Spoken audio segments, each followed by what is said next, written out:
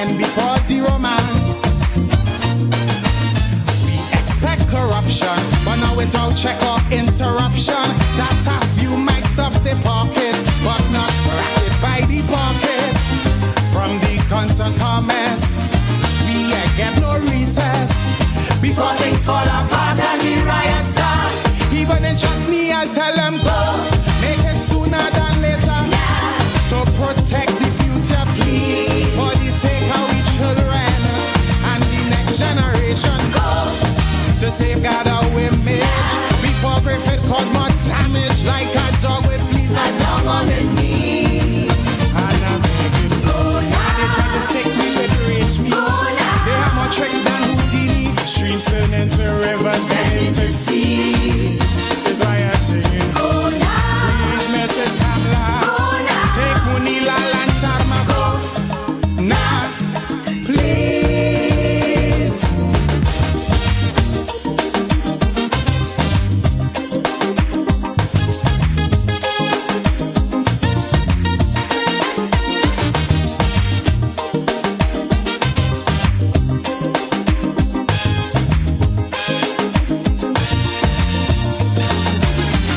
Them minions, total villains, raking millions. Their slogan, we shall rise, it was so true. Tell John Public not to panic while them and they sidekick swimming in a pool of dollars so blue. Like meat-eating vulture, they neglect agriculture. Mega fans of phony, Mama Guy Caroni. Sweet man Glenn and Sharma came face to face with the karma. And it was awful, gone through it too far. Don't need a big mouth to tell them go. Watch her and see they just follow now. Before we regret tomorrow, please. You're setting a bad example. Family values they trample. Go. It's only vice they desire now. Before the 5 years expire. Like a dog with fleas, a dog on the knees. And a bleeding go now. Before we end in bankruptcy. Before they empty the treasury. Streams turn into rivers, then into seas. Is why I'm bleeding go now. Immediately. And don't forget your AG. Go now. Please. Somebody say ra ra ra ra. Igwe. Yes, sir. Devon. Yes. All the listeners out there on the Real FM platforms. We just had a little glitch, but gates have since fixed it. So here we are. Igwe.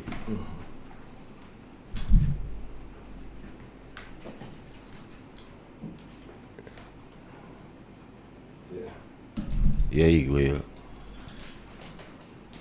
All right. Balance now.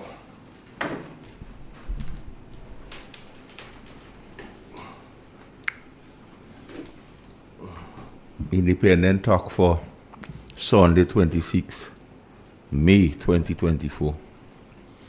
Grenada is my constituency. Real FM is my parliament. I'm the people's spokesman, blessed and protected by the Ancient of Days. Our purpose is simply to bring you the facts. Check us out. Fact check us, because facts has only one side. What you do with the facts is a matter entirely for you. We're here to advocate for truth and justice even when it doesn't affect us personally, because justice delayed is justice denied. We're here to advocate for those who cannot do it for themselves, like the shortings, the poor, the vulnerable, the indigent and marginalized. We're here to bring hope to those who are hurting by the actions of this government. We operate on Real FM, real media, no media. Where shame is absent, we say anything could happen. Like the government don't care attitude towards the rise in crime. Now, the cost of resurrecting or rescuing Grenada after this present NDC government leave office will be high, Devon. Very high. All Grenadians will have to pay for it, shed sacrifice. And we will never choose to surrender or give up on Grenada. Because rescuing Grenada is worth it. That's why we're here. And we have a moral obligation, Devon, to come here on programs like this and deal with the issues. And we welcome anyone to challenge us when we bring the issue or issues forward. Because we have a moral obligation so to do. We welcome robust debate, but nobody will come in here and make aspersions. When you come in here, they come with facts. Like when you're in England, Devon, and you go in Hyde Park on a Sunday, and the discussion starts, you can't go there and if, and maybe, and coulda, and shoulda, and woulda. Now, Devon, we have some issues to touch. Functional review is one. The unemployment situation, the economy, the present state of crime. We must mention a little bit on the citizen by investment. We have a few questions we want to ask. Like I always say, we never against the citizen by investment program. However, we duty bound to ask some questions because all the moralists and the critical thinkers shut them out. So he left only us to put forward the questions necessary. Now, what is really happening to us here? And Igwe, I want you to, you see, because we like to play what they say. But we have to deal with another issue, you know, because two things come up, Devon. The president of the teachers union start to speak kakakoko. Kakakoko? Yeah, because what he's saying is kakakoko. He know what's going on is not right, but he's still trying to blame people and making people believe his sabotage are going on when he know. Because the people, and you have to get a clip with me with Lennox Sanchez where the people tell them straight out, all you can do in country, all you go peel it. Mm-hmm. And Jude confirms that 5 months and things, you see, teachers are kind of snot in their nose. They're not my words. Yeah, Jude words. And they are disciples of them. And then browsing through Facebook, Devon, I stumbled on something by Mr. A.J. Williams. And after I read it, Devon, I just take a stroll. Because I know all that big bore after them can live in one hole. So, A.J. Williams, who they say does be acting in the absence of Deacon Mitchell, he said, allow me to share this story with you. I had a few missed calls from someone last Friday. Later that evening, when I returned the call, it was a lady on the other end pleading for help. She had nothing to feed herself and her children. I then made arrangement to meet her the following day to assist. When I was about to cut off, I heard her crying on the phone. Folks, this touched my heart. Later the evening, I was speaking to a Muslim. Good afternoon, Zach. I was speaking to a Muslim friend, and I shared this story with him. At the end of our conversation, he pulled out his wallet and gave me a couple $100 to bless her. Immediately I said to myself, God is good. God is indeed good. God is good all the time, every time. From the mouth of the horses, he had meet people crying. And when we say that here, they say we lie. So the fella want us call all the time and talking nonsense. Call now and say that not true. You like to call and say all kind of things. Call now. But how come he don't have money to give you, man? That's what I'm thinking there. I don't know. I don't. That matters not to me. The fact is, Gates, he admitting what police. we've been saying here, that things hard like Google Army and people bawling. But that lady didn't bawl with her mouth closed ever. She called. She bawled with her mouth open. Because I say, when he go to court of here crying, it's like how Sandra is sing crying in the ghetto. Some women just hold their head and bawl because a jug man eyeing she daughter Simpson measure in a coffin. So the same guy, the acting prime minister, on many times, well, he does prime minister more than the prime minister. Yeah. Because the prime minister going out again this week something in Antigua again. So A.J. Williams, at least you come straight. At least he kind of honest. A.J. see the woman crying. Look at that. Good afternoon. Welcome. Hey, bro. Yes. Good afternoon, my brother. Not only that lady, you know. A lot of more crying. I went in town yesterday and I thought it was a pasture or was a cricket ground out there, you know. Things bad in town and people bawling in town for so. People crying, everybody crying, you know. If you notice, I'll show now that that going on in the place he bossed in. They had one in the stadium night before he bossed too, you know. Yeah. I'll show bossing night to tell you how things bad. Guys, to tell you how things bad. Man, watch. Things real bad in Grenada. Tell the Prime Minister, either he leave the country or if he can't run the country, give it up and go away. All of them is a waste of time. Thank you, sir. All right, my brother. Have a good afternoon. So, Next one. eh? We have a You next got something for me? You want to take the call first? Yeah. You like to take the call? Hello? Good afternoon. Hello. Hey, Good afternoon. hi. Yes, Mr. Carl and your team. I was listening to the heartbeat just now, and I heard a statement made by Mr. Terry Forrester, and it sent me wondering and thinking if it really Mr. Terry Forrester's voice I heard. And I really couldn't feel hurt about it, because Mr. Terry Forrester was speaking to an ex-minister or someone who was supposed to be a minister but was thrown out of the ministerial position, Mr. Ron Redhead. And he said to him, for the last 25 years, the Central Water Commission, or NAWASA they call them, have not done any planning. For the last 25 years, they have not done any development planning. Mr. Terry Forrester used that word. So what's all the building on Lucas Street? Well, that is one, but I want to, I'm not too certain, I think you will be in a better position. Wasn't Mr. Terry Forrester being the chairman of NAWASA board for some time? Definitely. You have it right, Cliff. Oh, God.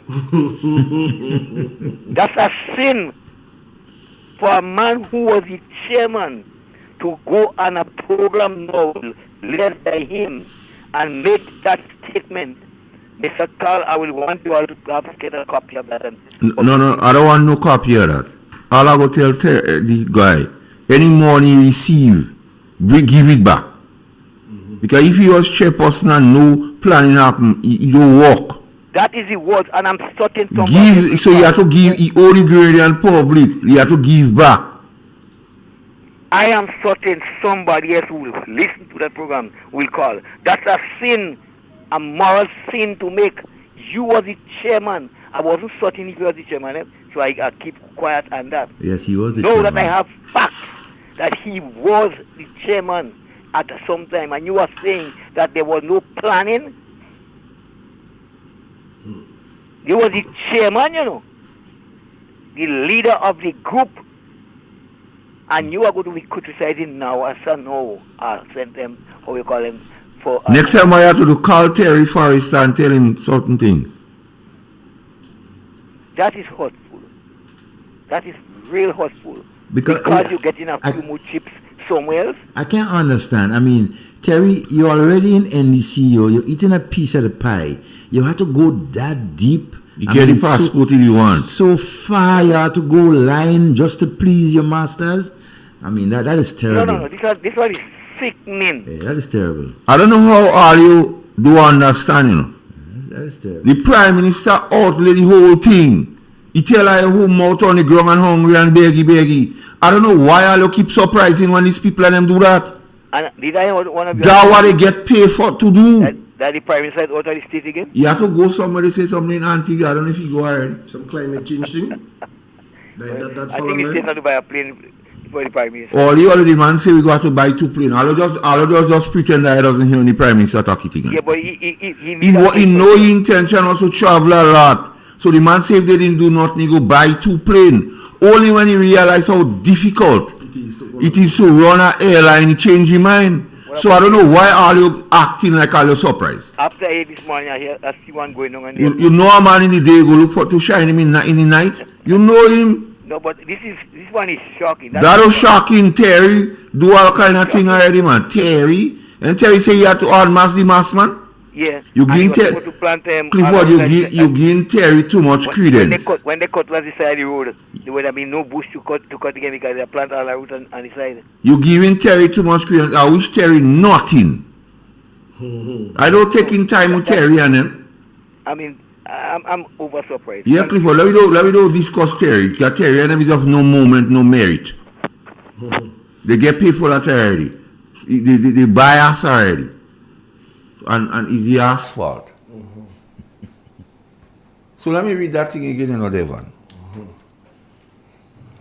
Let me read that part. Read it. I then made arrangement to meet her the following day Hold up, Master. to assist. Let the listeners who just join us know who. Well, A.J. Williams, the man that act like Prime Minister. All the time we speaking about the condition of people in Grenada and them saying it's not true. But listen this. Allow me to share this story with you. I had a few missed calls from someone last Friday. Later that evening rather, when I returned the call, it was a lady on the other end pleading for help. She had nothing to feed her children and herself. I then made arrangements to meet her the following day to assist. When I was about to cut off the phone, I heard her crying on the phone. Folks, this touched my heart, you know. So all what people say, all the people they make go, all the people they take the 150 from that will touch AJ heart, you know, but that lady crying finally touched her heart like Nebuchadnezzar, so you want to eat grass. Later that evening, I was speaking to a Muslim friend. Zach, how you doing? And I shared this story with him. At the end of our conversation, he pulled out his wallet and gave me a couple $100 to bless her. Immediately, I said to myself, God is indeed good. So, last Friday, A.J. Williams, the acting Prime Minister in Grenada, realized God is good. Because he said that, immediately I said to myself, God is indeed good. So he didn't even know God good. You know, so all the time he was in Stanford Simon Church. He didn't know God good then. Confessing and everything. He didn't know God because was a Muslim brother pulled out a couple $100 and give him. Because everything out of them is money. His money. Then A.J. Williams realized God is good. But the same A.J. Williams, he get a set of money from the GDB. Yeah. So he didn't have to wait for no Muslim brother. No, over 2 million.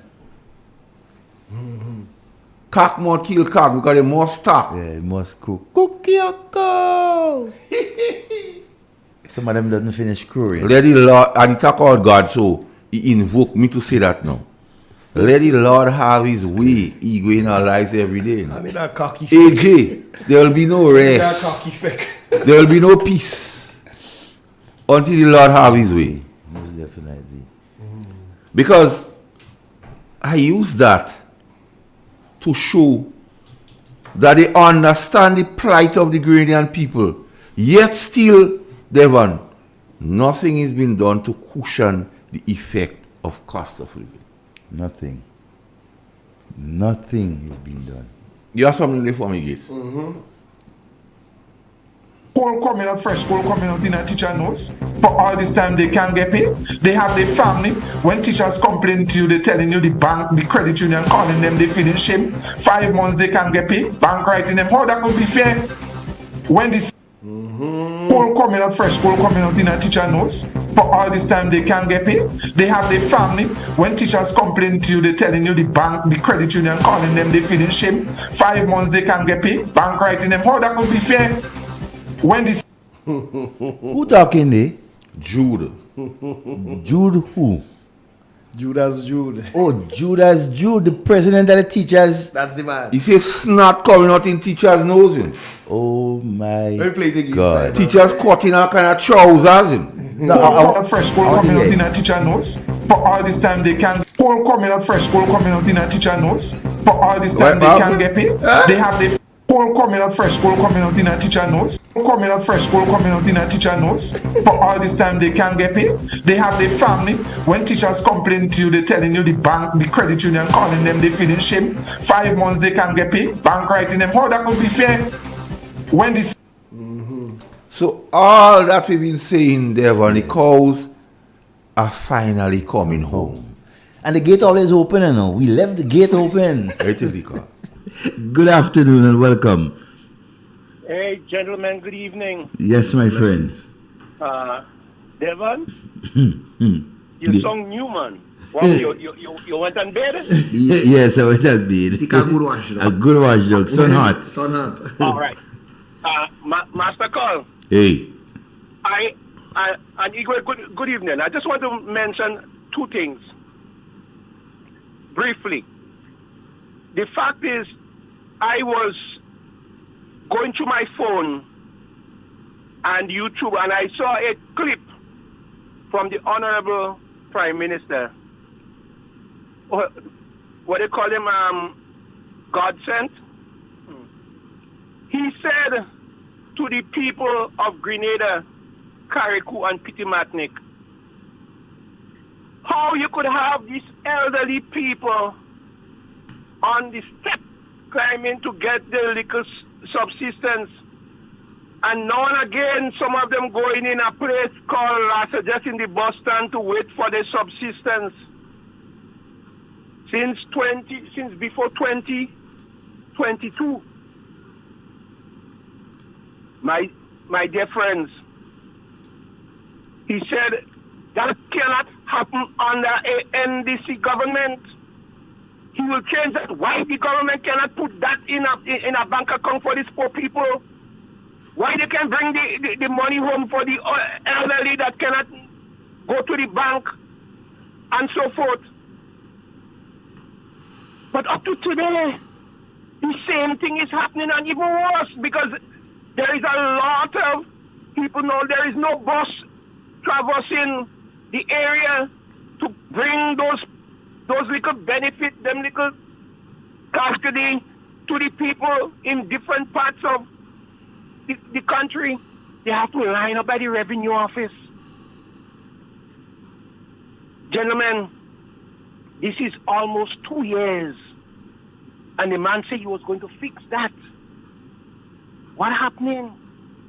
Hello? I heard about this event a long time ago. Teachers, some of them getting paid late, some of them don't getting paid. I am pleased to hear the Honorable Jude Bartholomew saying how that could be fair. And Emmeline Pierre tried to fix it when she was the Minister of Education. And I hear him carry on and saying what he had to say. But he was the one that defended the NDC government to the best. That's the best government. I said, listen, a traitor speak. When I heard he say, how that could be fair. Well, caller, Caller. Now I realize that he has Caller. to understand two things. Caller. I'm listening. You're giving Jude and them too much credence. Stick to what he said. No. Listen to me. And sometimes we like to give them publicity what they don't deserve. What he said before matters not. What he said now, the fact that teachers are getting paid for 5 months and snot coming out in the nose, that's what we have to take into consideration, because that is the actual reality. What he gonna say in rally and thing, it matters not, because we know what stupid is, but he finally speaking the reality. So we have to stick to that point. Let we don't help them in the stupidness. Gentlemen, I understand that. But it reminds me of when you're bigging up something and it's not good. Speak the truth initially. Yeah, that but is what I'm coming to. Speak the truth initially is not good, and it's not good. It was rotten from the beginning. The promises was made from the beginning, and it was not good. And now you come in and testify to how you cannot be a traitor. Devon, yes, my my friend. brother, I respect you. My good friend, I don't like when people use the word traitor. One has their opinion. We do not have to agree, or it might not be truthful, but to call people traitor is a deep something. Well, because we come from the same tree, come along in the same boat. Yeah, they are different opinion, and they just lie. We could say they just lie. We could say they giving misinformation, but calling people traitor kind of deep. Yeah, that is, well, maybe that is my choice of word. I agree. No, but let me tell you why. Let me tell you why that word do good. Let me tell you why that word do good. We under the Westminster style of government, where we looking for multiplication and addition, and not division and subtraction. It's about numbers. Numbers don't lie. So we have to be always aware. Because we might try to call Jude that Jude might have relatives and so on, what's supporting us, and when they hear that they might change their mind, we have to be circumspect. Well, I agree. Yes, so we can't use in word like traitor and ungrateful and things. They're not political words to use. Well, yes, maybe that's a wrong choice of words. Yes. But I am alluding to the fact that these guys need to learn the science. And you know, I would like to say lastly, education is not common sense. And if you don't have common sense, you cannot be educated. Sense made before book. So those who have book sense can't come and tell me, no, what is happening, it is wrong. It was happening before, it was wrong before. Sense make before book. So all of them who feel the intellectual capacity and they know better, money is not the issue, according to one minister, because they have a lot of money. Mm-hmm. Why is it 5 months now they cannot pay those who labor? Why is it? They have a lot of money in the kitty. I heard my good friend, Minister Andrews, say, we know how to run country. Yeah. But you know, you have to, we have to remember money something. We have it. We have to remember something, eh? Remember, as soon as NDC get into office, remember they rewarded the teachers with money that they didn't work for. Exactly. That is what comes back to 100. I say no more. Thank you. Thank you very much. Gentlemen, we will talk later on. Have a blessed day. All right, my brother. Have a good evening. Yeah. Coal coming out fresh, coal coming out in a teacher notes. For all this time they can get paid. They have their family. When teachers complain to you, they're telling you the bank, the credit union, calling them, they feeling shame. 5 months they can get paid. Bank writing them. How that could be fair? When this Yeah, Devon. Good afternoon. Welcome. Hello. Good afternoon, gentlemen. Good afternoon to you, man. Yes. Regardless to all that Jude is saying, if you check on what he's saying, He not blaming Deacon and the ministers, you know. He blaming the people in the public service. The people that working in the Ministry of Education, the people that working in finance. He always saying that the Deacon Mitchell and the ministers, the cabinet, they mean well.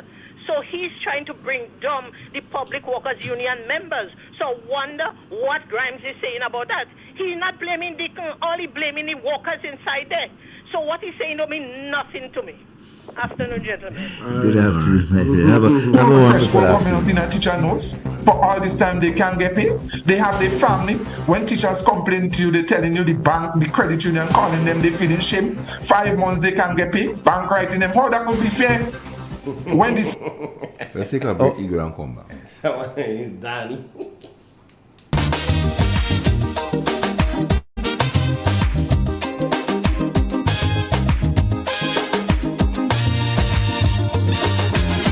Tell me candid, they too wicked, far too crooked. That is the frequent comment I hear. Too one-sided, underhanded, can't be trusted. This is the opinion, yes, yeah. For their own abuses, they keep making excuses. Housing crack up over, they unleash their lawyer. Set up an inquiry just to get Kid Rowley. But they wouldn't sue the false paper screw. I don't need to close to tell them go. Hurry, pack up your bundle now. Stop fooling the people. The country taking a beating. So my plea are repeating. Go. They're like a natural disaster. Now. 10 times worse than Ebola. Like a dog with fleas and tongue on the knees. And I'm begging. Now we and I did one week. From the side to the country, streets turn into rivers, then into seas. Is why I'm singing. Now this is my humble petition. Announce the date for election. Go now, please. Accidental, detrimental, could be lethal. Are you willing to take that chance? Much too seedy, they too greedy, eyes too beady. Honeymoon end before the romance. We expect corruption, but now without check or interruption. That a few might stuff the pocket, but not racket by the pocket. From the constant comments, we get no recess. Before things fall apart and the riot starts. Even in chutney, I'll tell them go. Make it sooner than later. To protect the future, please. For the sake of we children and the next generation. Go. To safeguard our image. Before Griffith cause more damage. Like a dog with fleas and down on the knees. And I'm begging, go now. They try to stick me with rage me. Go now. They have more trick than Houdini. Streams turn into rivers, then into seas. Is why I'm singing. Go now. Please, Mrs. Kamla. Go now. Take Munila and Sharma. Go now. Please.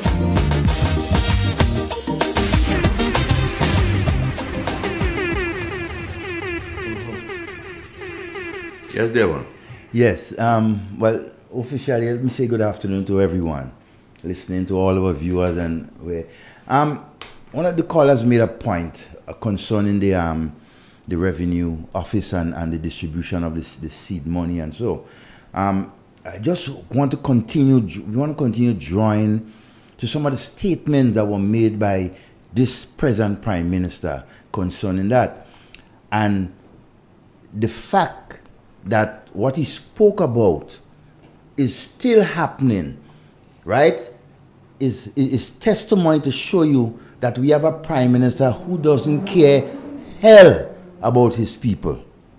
He does not. He is watching, as he said, disaster in the population's face, and he's doing nothing about it. Now imagine before he became Prime Minister, he stressed particularly about how the former government was treating the citizens of this country, right? Urging them that was wrong and what they are doing. 2 years later, this Prime Minister and his government is in office, and they have done nothing to assist those people seeking their assistance. We have seen it in St. David's, we have seen it in St. Andrew's. It is disgusting, right, in this time and age, right, to see people going through that when there was a much better system in place before, right? Persons used to be home and getting your money. Persons who could not. Now you're seeing everybody flocking up in front of the revenue office. This is not good. And you talk about this government and prime minister who cares. That's a testimony of the lies and deceitfulness of this guy. I had to say that to compact it. 701 days later. 701 days later. There is no change. As a matter of fact, it becomes worse. Because they take out some people? They take out some people, and not just that. Look at the condition, the heated condition that our people have to go through. Before he became prime minister, he was toting bottles of water and giving them, though.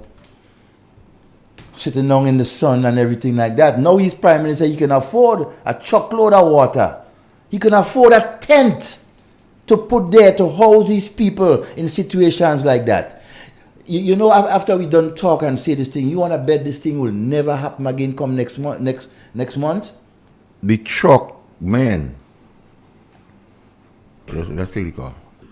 Good afternoon. Welcome. Yes, Mr. Gentleman. I want to support the lady I spoke to you before you took the break there.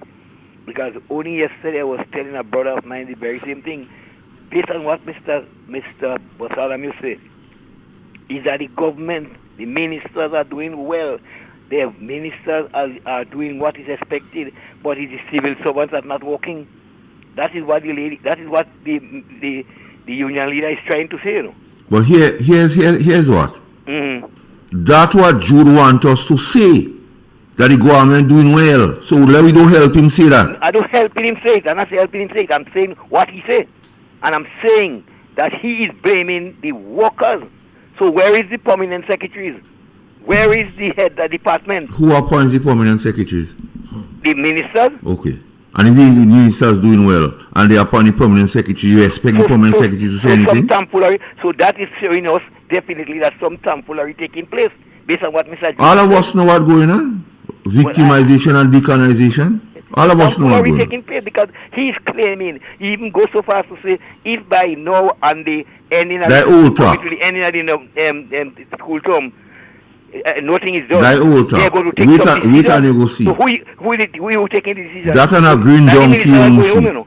That is same Jude hold on, Clifford. Let me get something. That is same Jude Bartholomew what openly as a union leader was telling teachers to vote out NNP. Yes, I know that and I hear that. We shall never vote for NNP. You are singing. Yes. So what you expect from him? And he's I don't know what I expect from him, you know. What I know is that he's speaking on both sides of his mouth at the same time. But and he's also trying to give the impression that the government is sitting well, but the people who government is paying to work is not working. Clifford, that's the impression he's giving. Clifford, yes. He's one that is still saying to get rid of all those NNP workers there because they are the problem. Accept all that. Well, all I'm saying is that this is something seems to be wrong somewhere. It's seriously wrong somewhere. It's been wrong. If he is saying that the permanent secretaries and the head of the department and the person, the paymasters and whatnot, is not doing their work, and you are going to call a strike, who you striking for? Who you just saying that they are not doing their work, you know? That's what you're telling us, you know, that these people are not paying the people. Mr. Jude Bernard came on the radio and say that is sabotage. All right, Clifford. Good. Good. Before we go there, I still want to go back on that AJ post and ask AJ. I don't like him. And ask AJ why the first post he had to edit it.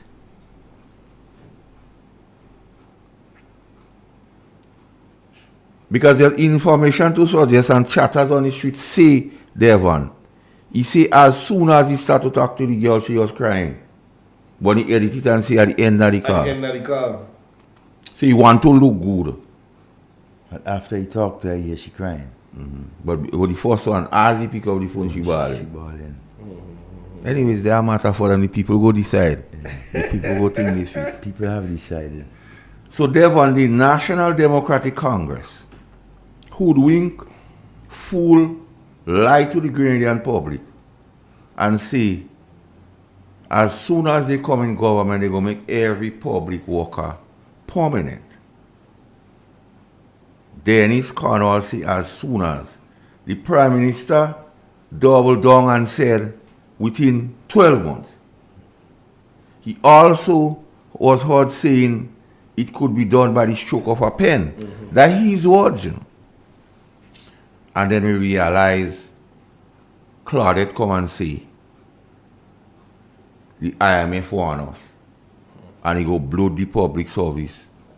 And he go have irreparable damage. And the country can sustain it. But all of these things was said by the past administration. No. Their own people have been making a lot of noise. They have been clamoring for regularization of the public service.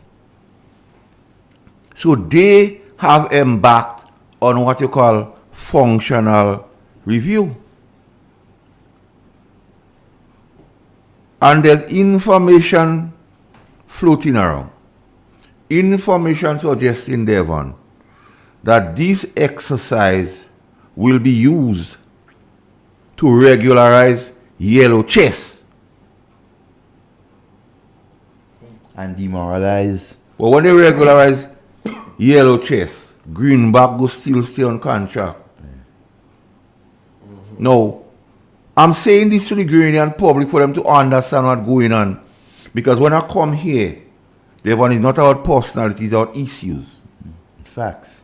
And I'm not beating up on the government without receipts. Because the functional review is styled in a particular way. What position you hold? What if your position become obsolete? That means it'll be again. What way will it affect your department? What qualification do you have for such a post?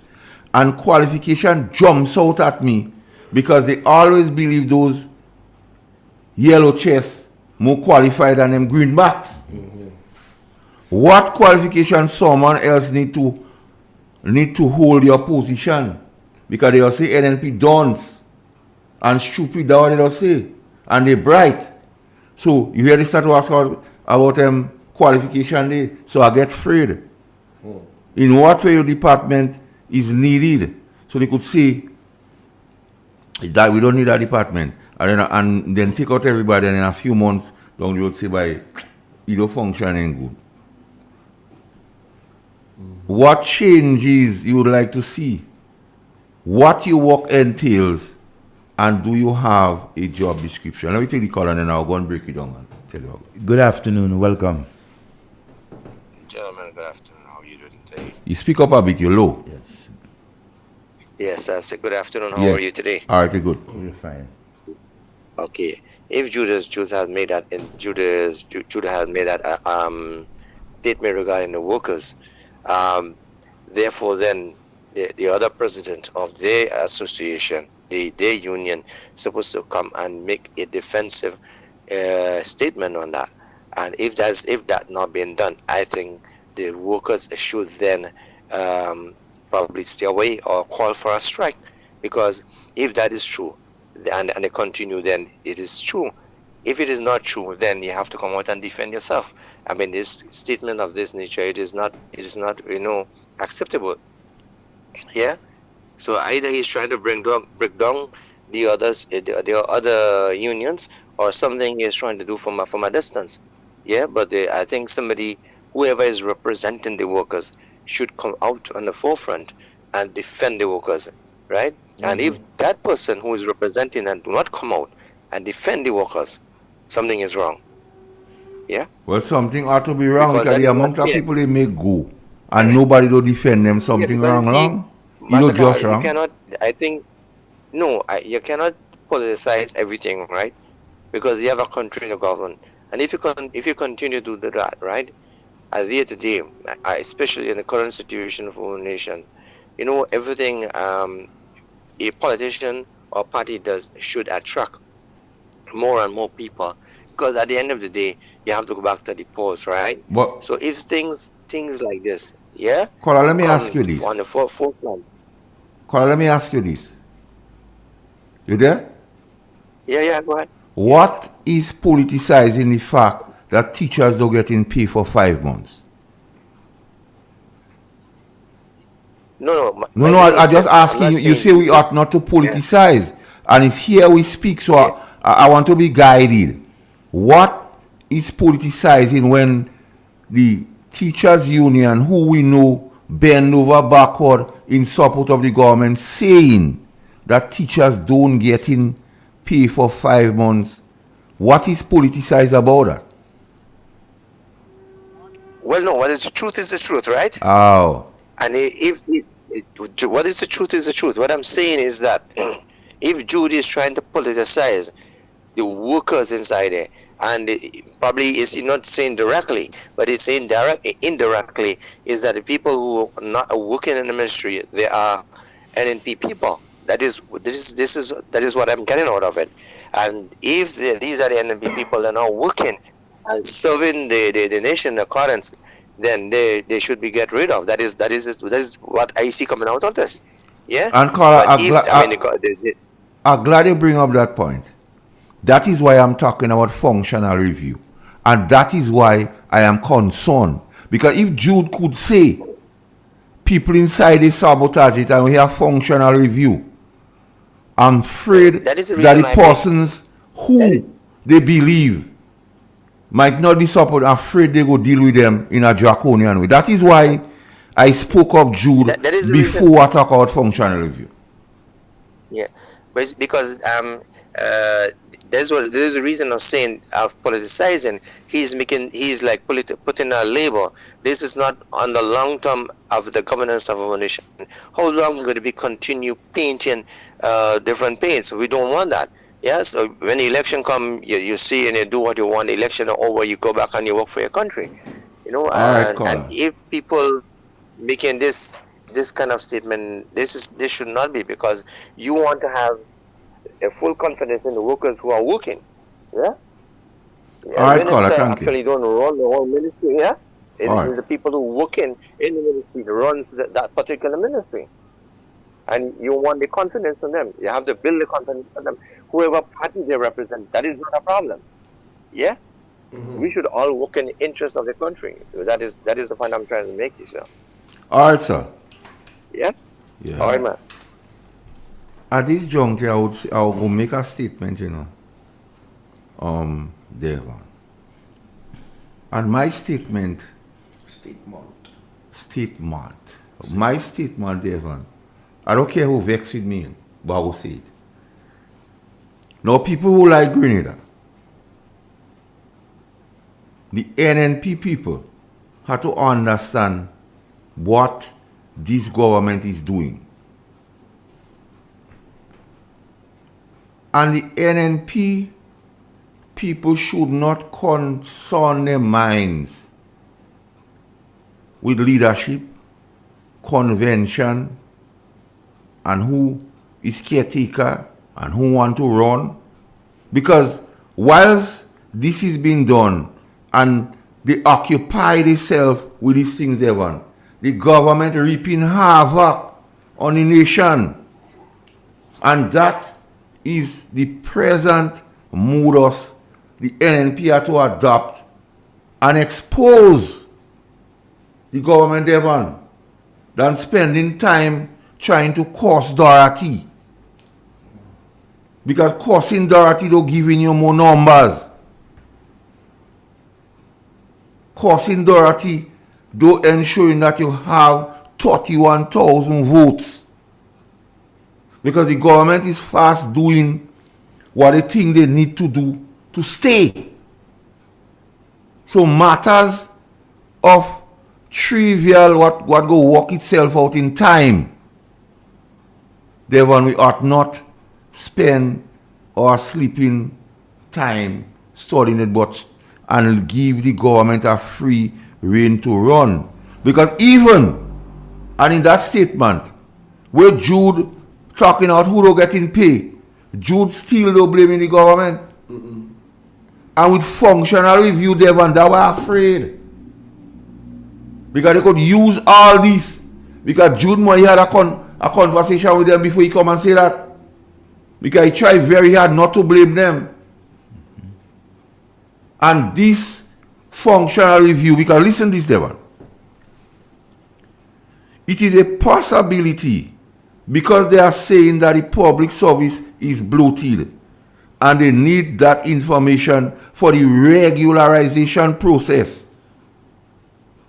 So they want to select yellow chest for regularization as opposed to them greenback. So if they're greenback and they want to sit down and spend the time talking about who this and convention and that and that and that, and allow the government to do the stupidness, it don't make no sense, Devon. And I'm saying that, who vex with me, let it vex. Well, because now it's not time to cause him dirty. No. It's the truth, you know, and if you want to vex with the truth, that's stuff on you. No, it's not the time for that. Because I don't come here to think, and they have to learn, we're giving the government excuse, and we're allowing the distractions of the stupidness they're doing to continue. Because I've always said that. We can't fight in among ourselves and they're doing all this stupidness. Good afternoon, caller. Good afternoon, gentlemen. How you doing? I just noticed a point, and listening to your program, other programs for the past time. I have a strong point when I look back at politics over the years. And we look today that the NMP is celebrating 40 years. Most problem we have in Greener is lawyers. And Devon, you was in the revolution, and we supported it at the end of the day. The most lawyers was in the revolution. Lawyers cannot run this country. You can say what you want. They cannot. Check right back on. A lawyer has an office where they have the secretary doing most of the work. All they do is consultant fee and charge for whatever they do. Whether they want you to be a criminal or not, they could do what they want. But look at it, 40 years celebrating. What we have, a professor, we have a businessman, we have a man in political science. It is time that we change the scope. Lawyers only have briefcase and putting on suits, but the lawyers are not educated and coming to run business. They don't know what business. How many lawyers in Grenada have business places? All they do is work for business places, but they don't have a business on their own. And when you realize they can't make it, they come into cooperatives. We need principals of school, businessmen, good, solid businessmen, and professors to run this country, because a businessman know how to take a dollar and split it and take it and know how to put this money in it and expense it and make profit. Lawyers already have everything made for them. It's like a young man have his mother selling barrel for him. I don't know what to do. He end up taking drugs. They already have the system working for them. But if they have to work for the system, it is tough. Anytime they reach there, they become complacent. Because what they see is that's why they don't care for the poor and vulnerable. Because all they know, $200 for consultant fee, and my cost of running a case is $3,000. And we find the money and pay it because you want to be freed from the problem we're going through. But they don't help individuals to really understand. That's why the poor and vulnerable cannot be seen and taken care of, because they don't care how we get the money. Some lawyers tell some people, go and do what you're doing to pay me. And this is what we're not paying attention. My concern is that we need more businessmen, good businessmen who have good reputation to run this country here, and we understand who is poor and who is vulnerable at the end of it. Thank you, gentlemen. So they were my concern. What should be the interest of all of us is the process this government intend to use to identify the optimal number to run the public service. Also, what criteria that will be used to identify and to select or deselect the persons for regularization. That we as a people have to concern out and watch what's going on. Instead of having this petty thing, I want to curse out that person and curse out this person, which don't make no sense. You can't even change the price of sugar. You see, they are prepared to stack the deck in their favor by using that review right? To ensure, as you rightly said, to ensure that they put their people in place, right? To pass all the draconian laws, to all this foolishness that they intend to do in the future. They want to know that they have persons in place that would abide and go with it. Now, these are things that we must, as you say, have to pay attention to. The country is going down. They are using all these things as distraction for us to not to pay attention to what they are doing. And it's sad. We are allowing them to do it. The few of us who are on radio and on Facebook and wherever spreading information and trying to highlight these things to the Grenadian people, don't take it lightly. I take the call. Good afternoon.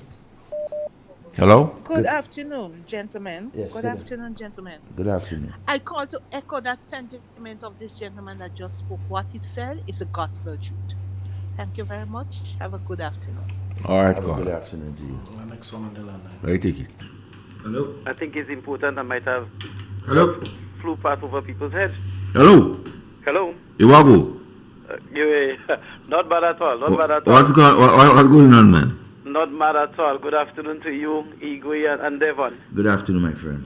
It's been a little while since I've had the opportunity to call in, but I'm back. I have the time. I heard you make a statement a little while ago.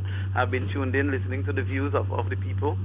And I want to just ensure that that statement didn't just fly past over everybody's head, or they just took it as a callous statement. There are serious repercussions to the things that you're saying, and you said it in two parts. Part one is supporters of the new National Party are allowing themselves to get caught up into convention and candidates and caretakers and a lot of these things that's causing more division and quarreling within than it is allowing for the nation to pay attention to the actual performance of the government. The government has now been in operation for 700 days, right? 700 days, and I think, well, not 700 days, 700 weeks. 701 day.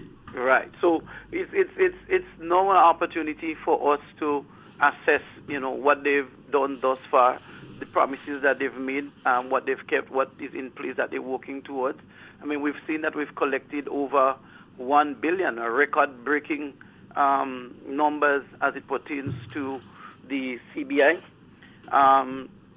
program, largest in the Caribbean so far, from a government that has openly criticized the selling of passports in the past throughout the campaign, and that they wouldn't sell out our birthright and our nationhood and all of that, making record numbers now.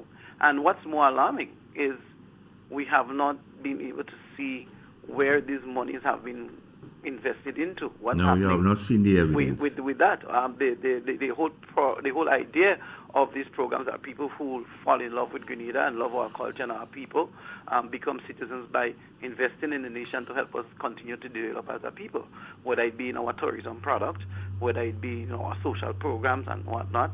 But the persons on the ground are not seeing that. We're not feeling that. There's no literal facilities and so on being constructed so that we could say persons are gaining employment in construction. Our local suppliers are providing, the equipment and materials and so on to do that. We have a lot to be concerned about. I mean, when I look at some place like this new facility that's down at the airport that produces aggregates and so on for the road and asphalt and so forth, haven't received a contract in over a month.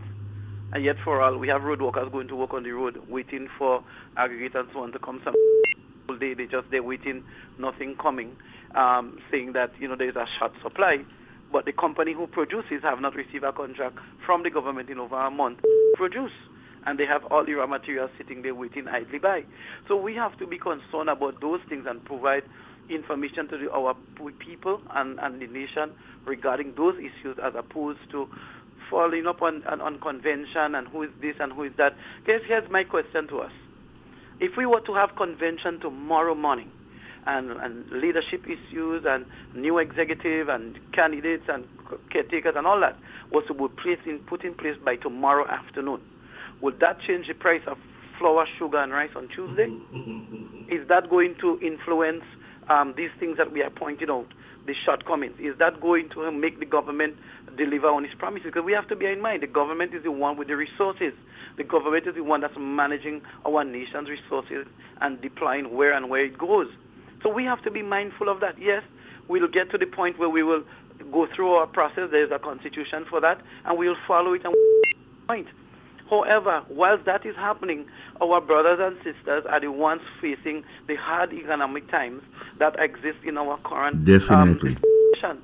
That is what we have to focus on. And last but not least, this issue of public sector review. You already see an example of. You listen to the May Day speech. You heard the president of the GUT. You heard him for himself. I don't have to repeat. Now, he's back again condemning and criticizing the willingness of the government to stick to their promises and to deliver on what they promised. However, he is not holding them accountable. He's still holding workers within the public sector, within the Ministry of Education in particular, responsible for the slow delivery in terms of that, and more so supporters of the new National Party who happen to still be in workers within the public service sector. That in itself is alarming.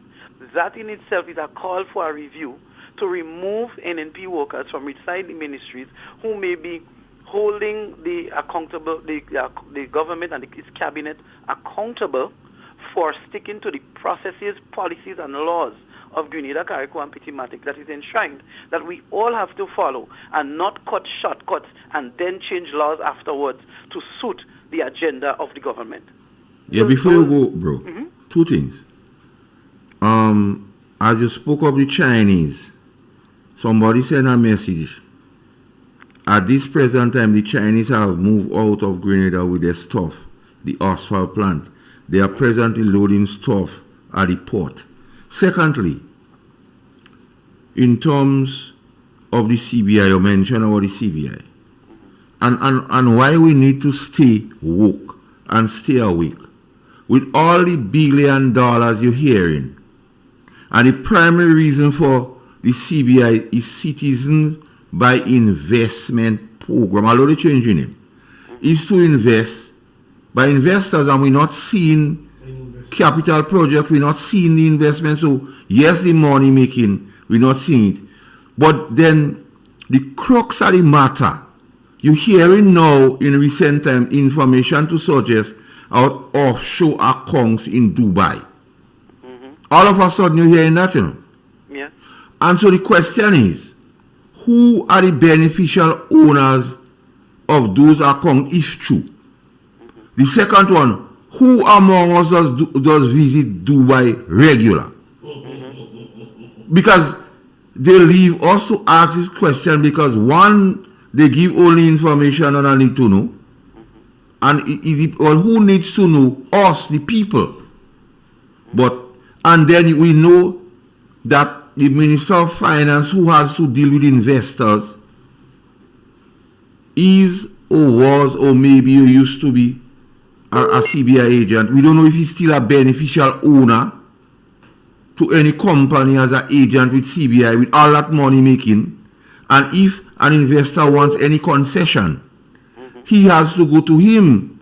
So something they call quid pro quo could happen. Something for something. Then the person who gives the final approval to a CBI person, the Minister of National Security, who happens to be the Prime Minister, also was mingled with agency of CBI, whether beneficial or real. And that is questionable because, listen this, bro. When somebody applies for a passport by citizen by investment, that money has to be placed in an account in a bank in escrow. Yeah. And the only how that money could be used when the person gets through. Yeah. So if an envoy close to the Prime Minister is an agent, they say the Prime Minister company could be agent because they just take out the phone number and name. That happening to the Minister of Finance, the Chancellor of the Exchequer. You don't find that warrant some check or some due diligence? Of course. And then the people who usually do the due diligence, which was the FI, they mash them up and they put their own friends on them in it. So these things fraught with corruption. So it's not about we hating the CBI. We love the CBI. We like it. But when questions arrive, we must ask. We have a moral obligation to ask those questions. Because if the money could only be used after they get through, and the man not have to make them get through, you hear his name in agency. The man not have to give them concession if they decide to bring things here. You hear his name in agency. One of the envoy closest to the Prime Minister, you hear she name in agency. You must ask. You must ask. It begs the question, is there corruption? And the other question is, who can we, the people of Grenada, trust to investigate these matters and to provide us with reports that would lead us to rest, put our minds to rest and say, yes, everything is in order, everything is there, yes, we've collected this amount of money, that is now in this bank, in this escrow account, or this amount has been now moved to the consolidated fund or whatever, but is going to be assigned to these projects or whatever the case may be. It is crazy. We have not seen, for that amount of money coming in, there hasn't been one project. But added to the fact that, okay, and let us be liberal here. They say they're making all that money. And the Minister Lennox Andrews said, we have money in surplus. But A.J. Williams, the one who stands in and acts as Prime Minister, said this woman call him crying, she don't have nothing for she children. And a Muslim brother had to give him a couple of, even he don't volunteer his own money, you know. A Muslim brother had to give him the money to bless her. And then he realized God is good. Oh. So all the time, he didn't know. So the Muslim give him. But I thought he'd say, then he realized Allah is good. Not, and we you see, these things, bro, we need to be concerned about. And we need to let people know what is going on. And not about this who want to curse who and who want to think. This thing and them don't add nothing to the conversation. Exactly. And it's not about politics. It's about our nation's well-being and welfare. We have to ask the question. We have to beg the question. We have to hold our representatives and our government accountable. Because if no one is doing it, then they have free reign and freelance to do as they wish. Now, our Constitution has been in place so that it helps protect the system from itself, to prevent fraud, corruption, those things from happening. That is why we have those laws and policies in place. Now, you look at the spending. Up to this day, we still cannot get the real answers on the spending over the 50th anniversary. You cannot get numbers come in, the money spent, money is received, who received contract, how much of these contracts were over the allotted amount that has to go through the procurement board to issue out contract. Did you get 3 quotations and all of that? We still can't get answers to those questions. And that is a real point to bring up, because at the time of those things, only $15,000 it was, and anything over that you had to bid. And none of the things they do, or what they claim they do, are they taking credit for, they cost less than $15,000. But the Minister of Finance only account for maybe $3 million or 3.something million. There we go. Even the drones, the wow, we yet don't know what the drones costing. The decoration, because they paint all kind of fig tree and cocoa tree and mango tree on the roadside. They don't paint in no hump in the road. We still don't know how much that money costing. There we go. And it begs to question, what is actually the priority of this government? Now, I'm not against drone show and showing off, a pretty show and encouraging persons to visit our shows and see what we have to offer and all of that. But I would not pit this against the housing situation that we have here locally. If things were so dandy and glory, we wouldn't have people going to Minister Williams, and crying. Crying out for help. And that cry is not just a cry in St. George's South. It's a cry throughout the nation, and as far as I'm concerned, the further north you come, the louder the cry gets, and more become. the cry gets. Just up to yesterday, a lady came to me asking, what is she to do again? She's gone to the parliamentary office 7 times trying to get assistance with a front door for her house. The front is almost falling apart. To this point, she's gone in 7 times trying to seek some assistance, and nobody is there to help her. But what is sad, bro, this lady wants a front door, but there are persons with 2 houses and material not being used. And when you check those persons, they are either relatives, friends, or colleagues of the MPs and them. And that's what going on, and that's what we have to expose. There we go. That is the things we have to speak to and speak of and get answers to. Exactly. Because nothing here about politics. Because the Prime Minister told us a country becomes a failed state when the expectations of the people is not met by the government. And the fact that the woman could cry for A.J. Williams, her expectations is not met. So to this woman, is a failed state. Yeah, well, when the teachers don't getting pay for 5 months, and as the union boss is snot coming out in their nose, the expectations of these teachers is to get pay, and the government is not meeting it. So to those teachers, is a failed state. Well, I agree with you. And these are the issues we have to highlight. When we look at the folks in Mount Rodney who are living on that bay, still waiting for the representative to measure 10 times and cut once. And all of their homes and everything is gone now, and they definitely have to move out of that area now, while we're still measuring to cut. When you look at the bushy area... And just before you go, the same representative, when he was not in government, he used to visit the area and take out a set of live. All of a sudden, no live coming now. And the information they're giving, the same representative giving people out the breakwater, he knows it's not true. And he knows all the plans he is now speaking to was approved by the past government more than 700 days ago. Absolutely. And he knows the assessment, what needs to be done. But it is not happening. But he's telling people when work might come in, so when he know the assessment has to be over a period of 1 year. But Mr. Basakal, you don't even have to go far, you know. Go in the back by the nursery, the Landscoter area in the back there. Look at it. It's falling into the sea. Go over by the back of the Anglican church in the top of there, falling down into the sea.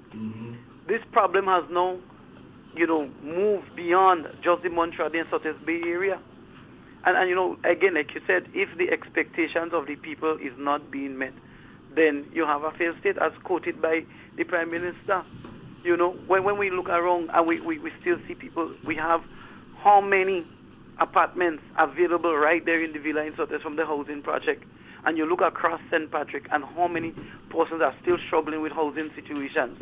It's heartbreaking. The only how you could have gotten into that apartment there right now, your house had to burn to the ground. And even when your house burned to the ground, they're giving you a timeline to stay in the place. There we go. They don't giving you a place. They're telling you you could stay there until you get your place, or until, so they don't giving you a place.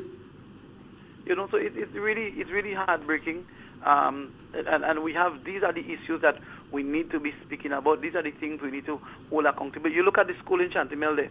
The fencing around that school went down in slide and all that. Since we had the extensive rains up here in St. Patrick's and we were shut down for the day or so. Since then to now, you have preschool children, primary school children, playing in the playing field in the area that one could easily slip through, slip under, and go straight into the road below, hurting themselves or injuring themselves. There is barbed wire on the fence. You could, kids, we're talking about children under the age of walking in that and playing in that environment. You know, where is the heart? That is what I keep asking. Where is the heart of our representative and representation? These are the things that we need to start speaking about and holding our people accountable. All the plans we've had for the Montreal estate and those areas up there, all the plans we've had for that and the farming and bringing back agriculture and the pride in agriculture, where is that now? Where is it now? The Montreal estate is still business going under. You look again, where is the demonstration of the Rivera area? Instead now we're clapping and cheering and supporting and good business for rural St. Patrick. When 2 years ago during campaign, it was destroying the dry forest and it was destroying the area and the natural resource. And the Manico and all of that. How quickly the mouths of this government change. You know, and they do it without conscience because they believe Grenadians' memories are short-term and that we don't pay attention to the issues for very long. As long as every now and then we get a drop from the master's table, the crumbs could fall to the floor that we could eat and we can say, yes, we've been blessed. But we belong at the table. The table is ours. Yeah. We put the resources on the table. And we have a right to demand that resources is utilized in such a way that it benefits the maximum number of Grenadians. All may not be able to get at the same time, but a maximum number of persons ought to be benefiting from the resources that we put into the hands of the government to manage. Before you go, bro, I just want to read something and get your take on it. Thomas Anthony, CEO of Grenada Citizen by Investment Program, which was recently rebranded as Grenada's Investment Migration Agency, said, the future of the regional investment migration is at stake. So within all this song and dance of $1 billion, the CEO of the same program warning us and say it's at stake, you know. And these are the issues we need to bring to light. So this, so when they say need to know, so that's something we need to know. What do you mean by that? Absolutely. Well, I think the mere fact that persons receiving passports and so on from Grenada, utilizing the Grenadian passports to get and apply for visas to the U.S. and so forth, we've been placed on that list. It's a clear indication already to us of what is to come. It may not just now only be the investment program persons that have to wait so long to get a visa. We as citizens by ourselves may have to have a waiting period. Now, when you apply for the visa, how long you have to wait before you could be processed and so forth. There are implications. There are always implications for those stuff. What kind of funding might be made available to you again because of persons you are allowing to have these types of things. I know that we said we were going to halt any new, and that's the weird thing, like we forget these things, Yeah, the we had an Russians. announcement that we are going to halt receiving new applications and so forth. So it means that all these billions of dollars that we've received now, that was from applicants that have been in there. Did those applicants only arise over the last 2 years? And what about Grenada would have suddenly attracted all these billionaires from across the world to want to all of a sudden invest in Grenada within that short space of time so that they could get our passports and travel the world as Grenadians? We have to ask those questions. We have to look into it. We have to. And one of the things is simply this. The operation of the whole thing, once somebody applies, the monies has to be placed in an account in escrow. So is it because so much persons, including the Russians, who might want to flee from the area because of the war, might be saying, by anything it costs me to go, I'll go. So when they see that quantum of money, they just give in passport. I don't, because it is not transparent. We have these questions, and because they're not answering some of the questions, and they leave us to speculate. So we speculating is not a bad thing. No. Because we want to know. Be mindful, a percentage of that fee belongs to the agent. And if memory serves me right, I think it's somewhere around 10% or so belongs to the agent. So if you have $1.something billion that you've collected in this program, $100 million. $100 million is going directly into the pockets and banks of the agents. Because when you hear street people saying one of them get 30 million, the other one 33 and the other one 40 something, they're about 100 and something million, eh? There we go.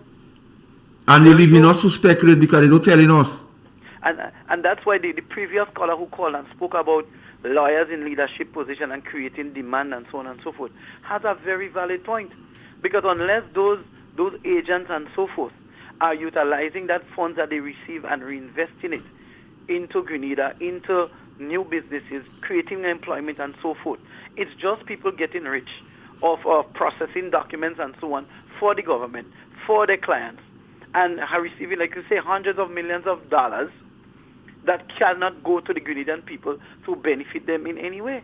I mean, yes, to some of those persons may be Grenadians and would have benefited from receiving that, but unless those monies are being reinvested into Grenada, they're creating opportunities for employment, for construction of new buildings and so forth, so materials can spend and these types of things, providing a service and all of those things that will The help Grenada be a better hospital. place. The hospital is a case in point. There we go. How come we're hearing out all these monies, but the hospital remain without? Because people still going in the hospital and it do have. Yeah. And what is the benefit to this country of all this money they're talking about? Because we're not feeling it, we're not seeing it, we're only hearing about it. And like I say, in recent times you're hearing about these offshore accounts. So we want to know who are the beneficial owners, if so.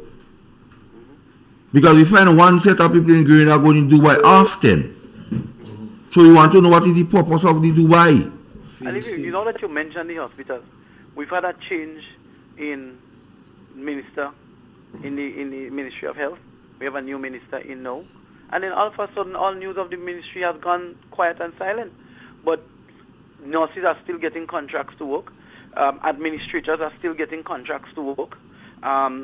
Where is the review for the hospital to know how many doctors, nurses, so and so that you need that could advise, okay, how many persons to hire, how many permanent positions are available in there and whatnot.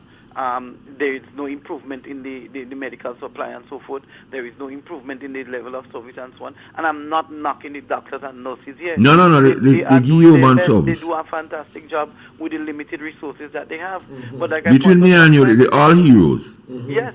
If you have a medical emergency sometimes in St. Patrick, you know that you have either bypass all polyclinics, mini hospitals, and head down. You know you have to head straight to the general hospital. And we're talking about here at least an hour and 15 minutes, because you have to go through a kind of by road and side road. Yeah. An hour and 15 minutes to get there. Think about that in the space of somebody bleeding out. The last point I want to make with you, bro, with all of these monies, remember the GDB, eh? And when you hear they want to make changes in the GDP for persons who buy shares, it makes me wonder if all these people and all these passport people and all they sell, if they are not the persons who wants to have shares in the GDP. But not only that, I have more concerns.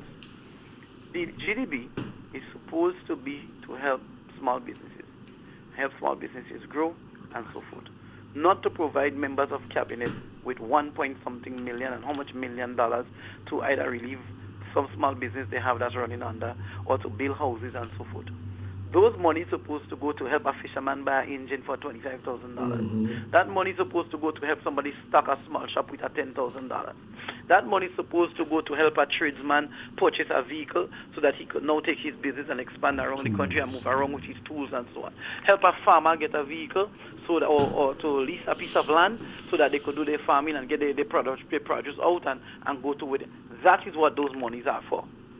But if you change the GDP and convert it into a commercial bank, then the commercial bank is open to do commercial activities, and we can no longer point to cabinet and say, hey, a government development bank aimed at small business development is giving millions of dollars in loans to members of cabinet to build houses, etc.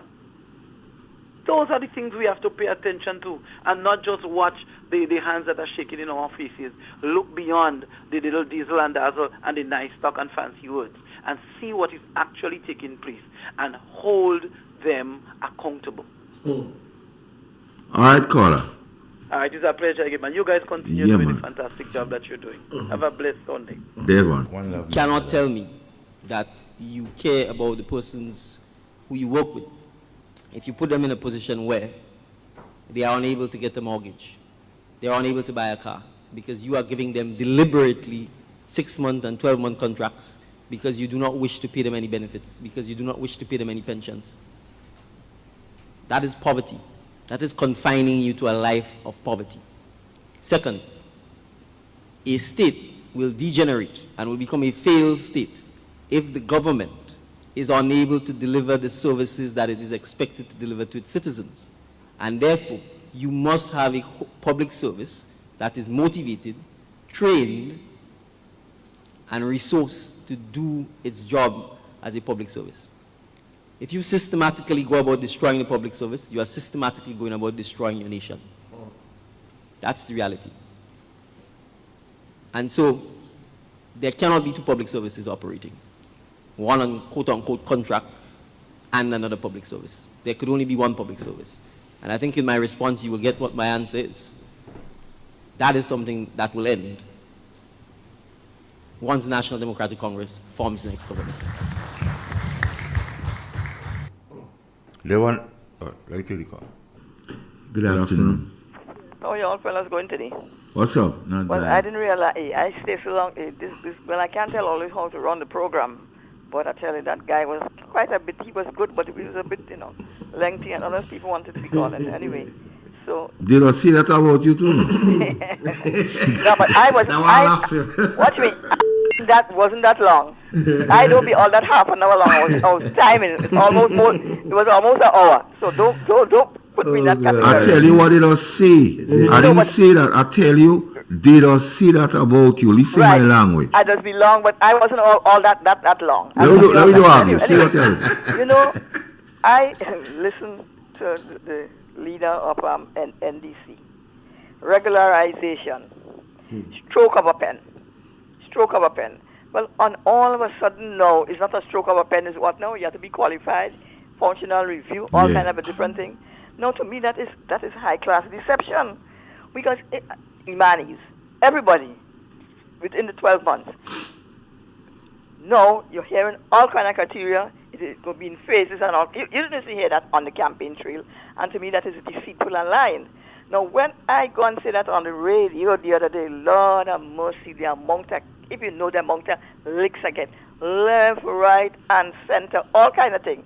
But not only that, also when I talk about the breaking the laws, he said that the government, that NNP is breaking the labor laws of the land.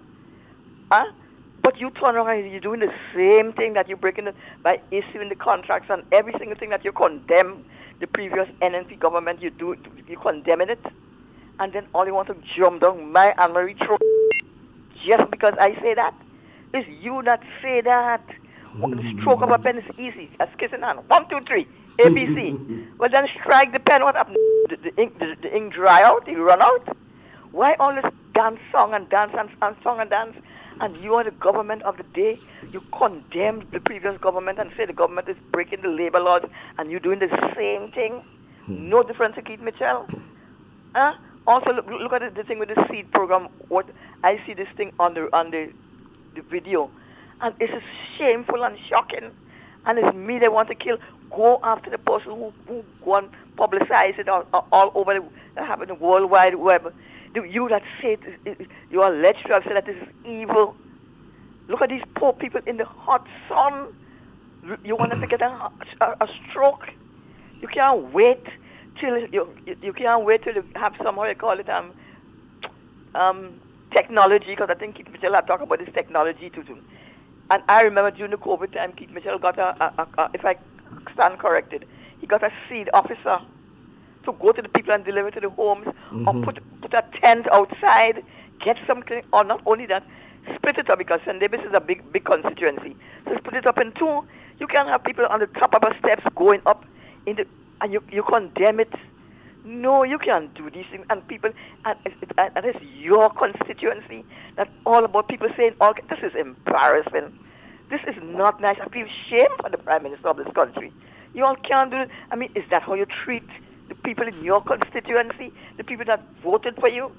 I mean, I'm sure you could find some ways of making it easier for these people. You got to get your priorities right. You spend how much money on, how you call it, this Mickey Mouse inferior drones. You come down from how you call the place, Cuba, before you reach what bus or a statue of Morris Bishop and all this kind of a thing. Is that a minority? And then all you go want to jump on my chest. That is not a priority. He is not anybody that should worship and stop only calling his name and making vigil. That man was the most violent person that ever passed through this place. He has a reputation of guns. You invoke in the spirit. No wonder why people saying all the time how they have so much guns in this place, invoking the spirit. So get your priorities right instead of bringing down bus and all kind of things for people to do and idolize Morris. Probably pay some seed officers to go to the people home. But you can't be having people under those conditions and you condemn it.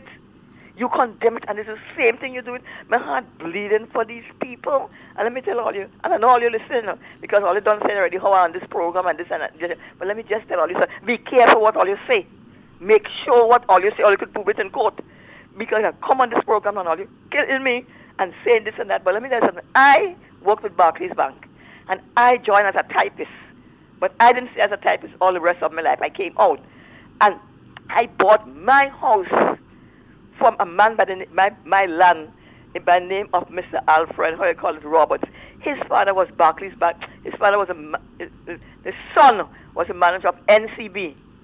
And when I bought this land here, that land was in bush. Nobody wanted it, and his children didn't want to stay here. So I bought that land from him. I got a loan. So I know where all you get is now. I fight family for property. You know my name. You could free to go in the registry and see the paper trail. I bought the land, and I take a loan from the bank, and I build the top. I went upstairs in the bottom, and I rent my house, and I pay off for it. I ain't fight no family for it. So I don't know what all you. I buy my land. I said, I fight. You just saying all these kind of things just to demoralize me or to run on and lie about me. Go in the registry, know my name, and you could check the records. What happened to all you? What I want all you? Deal with the facts. Answer to me. Answer and deal with the issue. The issue is what's going on in the constituency in St. David's, where you represent the people that you say you love. Make life easier for them. Make life easier for them. Don't have them in the hot sun like that. And you, unless you have said that it's evil, you don't like how they're getting on with it. Man, like I say, let me just suggest two things. Either split up the constituency, because it's not a matter of criticizing alone, but constructively making suggestions. Maybe you could have days from A to H one day, H to Q, or whatever the thing is. Split it up in two. I think it's so it does do it, you know. Huh? I think it's so it does be done. So it does be, but all this amongst people, all this amongst the But you know, a lot of people run the program maybe in that area. But what I'm saying to you, but look at the people on top of the steps. You have to go up there. Probably you could. I'm suggesting what you could do. Maybe have it in the community center, or if it's in an easier place. But what I still would love to see. Quite frankly, I don't like to see it. And then this video is circulated all over the place, and it's embarrassing for the leader of this country. And he is that person. He's a representative. So probably you could have it in a place where it's flat. I'm sure you might be able to get a place that is flat. The people go there to collect it, HQ, what they get. Or, like how Keith Mitchell used to do, during the COVID time, let the people deliver the money, but you can't have people like that. And when I talk about that and the regularization, or they want to jump down my throat, this and that and all kind of a thing. But I, Anne-Marie, say, deal with the issues. Answer to me and stop the personal attacks. And whoever circulating the video, go and deal with them. I ain't circulate no video. You know what I mean? So all I'm saying, regularization with the stroke of a pen, nice and easy. Just strike your pen, man. Strike it while everybody imanis. Why put conditions now? That's not you was telling us before. You wasn't telling us about any conditions before. All of a sudden this phase and this and all kind of a story you're hearing. We don't want that story. We want regularization right now. Right now, and everybody gets it. You never say anything about voted public servants and criteria and all. That's not what you say on the campaign trail. So people have to... All right, Miss Alma. All right, ma'am. Right, okay, so I'm just telling you that what you say, you must keep up to it and then stop chastising people when they talk the truth, because it's not that I hate anybody or hate Deacon or hate anybody. And it's something that affected me. I have to talk about it. I will speak responsibly and respectfully, and I respect everybody. So don't jump down with truth. It's a democracy, so we just have to respect other people's views. Devon. I have an next one on WhatsApp. Let's take the call. Line hot. Good afternoon and welcome. Good afternoon, Devon. Good afternoon, Igwe. Good afternoon, Master Carl. Yeah. Good afternoon, my friend. Independent Talk listeners. Nito. Master Carl. A couple of things on my mind. I want to ask a question. Isn't there a $10,000 constituency allowance for parliamentary reps that was elected? Yes. Right. So, Mr. A.J. Williams, because that is on the A.J. Williams page, not Honorable Andy Williams page. So I want to know, because I'm following this thing in my kind of view. That post was posted on the A.J. Williams page. I am wondering, that young lady that was crying, the business that A.J. Williams had on the carnage that closed down, I am wondering if she wasn't a former employee of that establishment. I know, someone could give me some clarity on that one. Yeah? Yeah. Coming to Mr. Judas. Somebody tell me to ask that. Yeah. Mr. Judas Jude on Friday with his statements. This man talked for half an hour straight. Non-stop. Blabbermouth. And what this man was saying, like I said Friday, this guy was putting red meat for NEC supporters. He is basically saying, like he said since day one, in the first union, in the first May-Day union thing, when the NEC won election, he was actually calling for the heads of anybody that supports NNP. And he was doing it there Friday in a masked way, right? He was not blaming the government, as Mr. Clifford rightly said and other callers rightly said. This guy knows exactly what he's doing. And like Brother Andre said Friday, he's going up again to be president. He wants the vote. He's placating the voters now with his utterances of the vision. I listened to this guy clearly what he was saying, and he wasn't bad talking to the government in no means, no how, no way. They're doing good, they're doing well, everything. They pay pension, they pay this, it's going on the same road, right? These men, I must have I make no apologies for saying these men going on the grounds of traitorism. I don't care what you see, that's my opinion. These men, them know exactly what they're saying, they know who they're placating to, right? You are seeing public workers going on pages with the actual name and chastising the former ministers of government. That never, ever used to happen. And the NEC supporters, the NEC base, the NEC ministers will not tell these workers, fine, do not be doing these things. They are doing it openly. You are seeing it openly. It's happening right now as we speak, right? Lastly, I listened to the Heartbeat program this afternoon. And strangely enough, Mr. Terry Forrester never asked, but I didn't hear it. He didn't ask Mr. Redhead, MP Redhead, how his studies are going and all these things. He never asked him about that. So apparently the studies are on the back burner, right? Mr. Forrester was also chairman of NAWASA. That flew over Mr. Redhead's head, right? They talk about who was ministers of the NEC in the past. They never talk about who was ministers of the NEC for the Northeast, you know, who developed the Northeast. But that's what they think. They placate to their own people. They want people to their narrative. And like they're saying, they will be there for the next 15 years and the next 40 years. So they want a one-party state. By whatever means they get it, God knows. But I do know that when NNP won the elections in 2013 and 18 and 99 and 2003, they won fair and square. If NEC believe they are going into 2027 with this diaspora vote and this CBI vote, they have another thing coming, because I'm telling you, on the ground right now, it is very volatile. And to the ministers who associate themselves with all these wrongdoings, including the one that you just talked about it, all these wrongdoings, and people believe that this is normal and keep saying, oh, well, 23 years ago, that used to happen at oil and gas. Grenadians, open your eyes. What is at front of us right now is not normal. This is not normal politics, right? And NEC supporters and Mr. Deacon Mitchell, you need to be on the ground, come and handle your scene, and stop being a bud. Because right now, I just hope one day when they come back, as Prime Minister, if you don't see your office, you might forget Grenada. So let me have a good day. Yeah, Devon. That was, you know. I'm calls. Well, I take it. Let's take the calls. I lose that. The people's voices are important. Yeah, Devon. You come back? Good afternoon and welcome. Good afternoon, Devon. Welcome back. Good afternoon, Kami, and how you doing? Giveaway and Master Carl. Yes, welcome. So KB, wherever he is. Good afternoon, Mr. Andre Donner. Well, I'm listening to y'all, you know. It's just sad. It's just sad with what is going on with we people in this country. Hard times, rough times for a lot of us. Master Carl, I hear you say don't cause Dorothy, but Dorothy cussing us.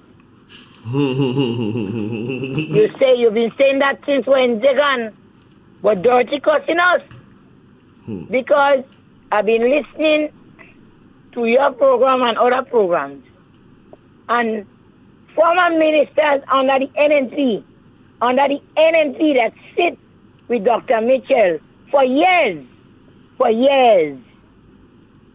calling him Grongard and saying all manner of things. All you want me to think as a Grenadian, as a little flow member, how you all want me to think? I'm scared of y'all right now.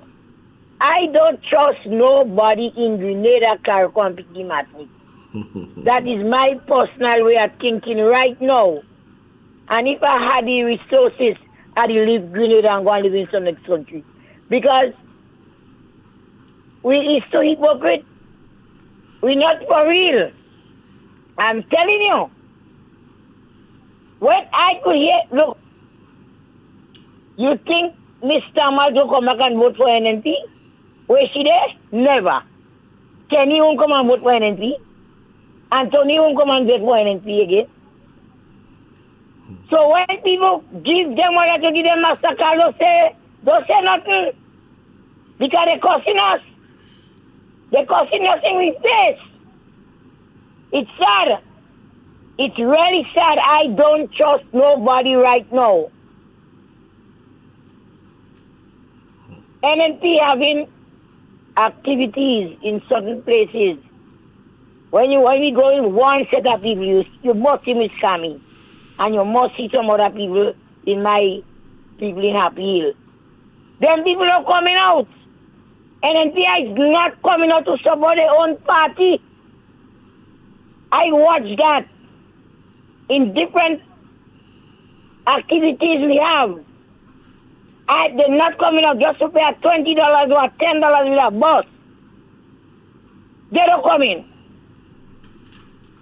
I watch NNPI coming in Tonga St. George. Right? They don't buy 2 minutes by me, but they go in there zoo. They have the right to spend the money where they want. They don't buy 2 minutes. Not by me. They don't like their own people. You could spend your money where you want. Anything NNP have. They have a breakfast. Even if I don't want the breakfast, I'm giving it personally $10. Give it to somebody else. That's how I think. As a member of the NNPI. As I NNP. They're crediting you thing, Mr. Carl. They're not paying me for me to get me commission from what I'm helping people to sell the things. They don't pay me. Why? They're not paying me, and it's not fair because I'm not so well. I am not so well. I'm struggling. I'm going down in terminal every day. I have to take 2 injections. I'm drinking 6 tablets to numb the body. And I want me money for me. I won't give me money. I do buy a water. I do say with NNPI, with a family. Or it could be a family, and you're going and buying the NDC bar. I watch all of that. So I don't know. If I had money, I'd leave Grenada, I'd go in St. Vincent, Dominica, St. Lucia, Canada, England. Somewhere. It's sad. And I would like you to look for the clip. Because I've never heard it. I heard people say that. And I know how true it is. They said Dick Mitchell say you run Grenada different. So anything Mr. Dick Mitchell do, he had the right to do it. If he want to fly, let him fly. Because this is what we vote for. We knew we had a good prime minister that was helping the poor class people. As a matter of fact, he also helped everybody. Right now, everybody bawling. Everybody crying out. It's just sad, I am telling you. I am not coming on the radio and speak because I support. I've seen that. I've seen supporters of the NDC, speaking with other colleagues right by me, what is going on. And they're sorry. They're sorry they make that decision because they're suffering. And that is the reason why a lot of young minds in Grenada getting themselves involved in crimes. I'm not saying it is a crimes under the NNP, but they're very frustrated now. Some of them women leave them. Sometimes when they go home, their mother doesn't leave piece of food for them. The mother don't cook because she don't have. And they're getting themselves involved with the wrong set of people, and they're getting themselves in trouble. People need jobs. People need work. Young people need money. That is why everybody going on a morning to wait on the bus terminal for a busman to say, boy, hold the door for me, just to get $20 a day to get something to eat. And the situation is bad. So all who sit in America and Canada and England and other places as Grenadians and saying everything is all right here, give up all your green card and come home. Give up all your green card. And I don't think come home. Come home. Everything is nice. The government, because I have an uncle that tell me everything is nice in Grenada. I come from England. He tell me that 2 weeks back. Come home and see if everything nice. People don't have money. I put out some jeans yesterday. Gap and Old Navy jeans with a tag on it, and I asked for $20. Nobody to buy one. I just had to pack everything back inside of the booth. I mean rent to pay. I had to eat. Nobody don't even call you and ask you, what are you doing? How is business? You don't see nobody. You don't see nobody to talk to you. No, they don't need you. They don't need you now because you're not active as before. It's very and I'm watching all you. I'm watching some of y'all. That's why when I say I don't sorry for all you, I don't sorry for you all. I don't want nobody in Grenada can come pity me. Have no sympathy for me. Leave me, let me rot, let me dead. Let me dead because I don't. When are you do things for people? Are you coming on the radio and call them ungrateful and all kind of things? I don't want nobody to come and say they do that for me, scammy. Leave me, let me suffer and dead under the commercial government. Have a good evening, Grenada. Right, and I don't want nobody call my phone and ask me, all right now, don't call me. Don't call me, scammy. Because when I is strong and healthy, running to get things for everybody, they waking me up 2 and 3 o'clock. Miss Cammy, I want to get some sapadilla. I want to get some lime. Nobody calling me. I don't want nobody. Nobody whosoever. The only person who call me now is my son, God Scott. God Scott or Andrea Scott. I don't want nobody calling me and ask me how I'm doing. All right, Miss Cammy. Because all the two hypocrites. Have a good evening. All right, Miss Cammy. How about next one? My point. Hello. Good afternoon. You make my point. All right then. Good afternoon. Oh God, you cut off me. Right. Hold on, the next one coming. Hello. Good afternoon. Hello.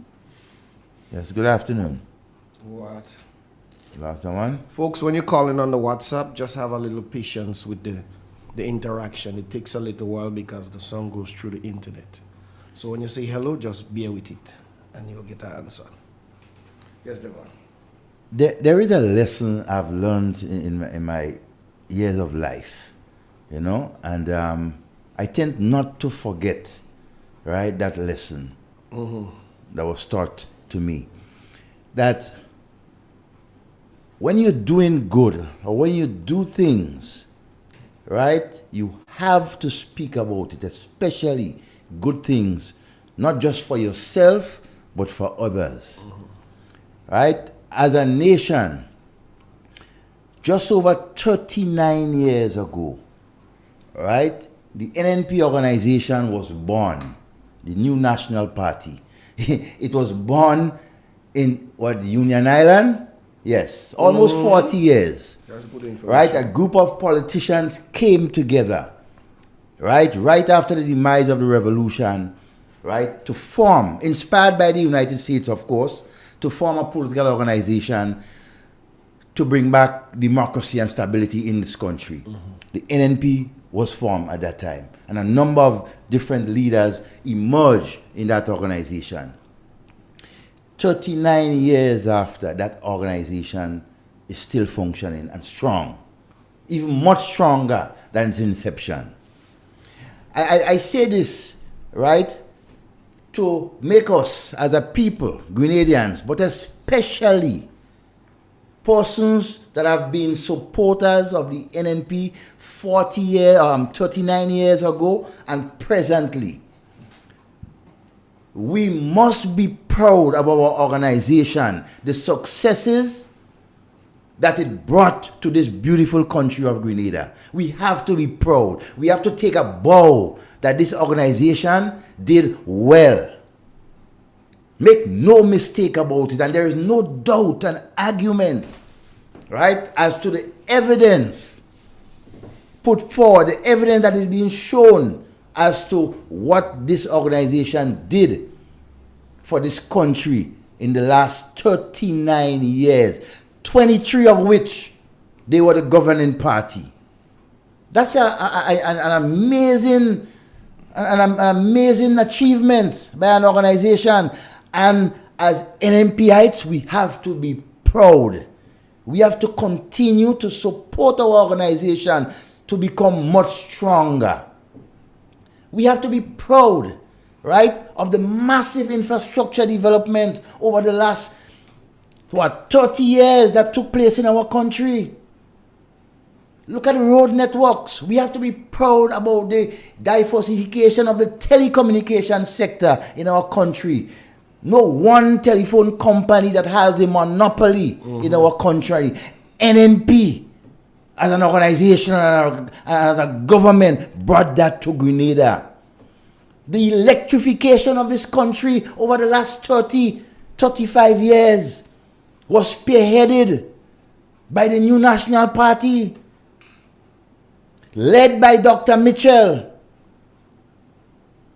The solid infrastructure development, especially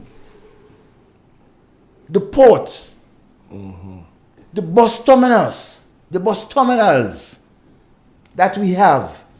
And so, in health, it's the only government after independence that gave us a brand new hospital and continue to improve in health. Look at the polyclinic in St. John's.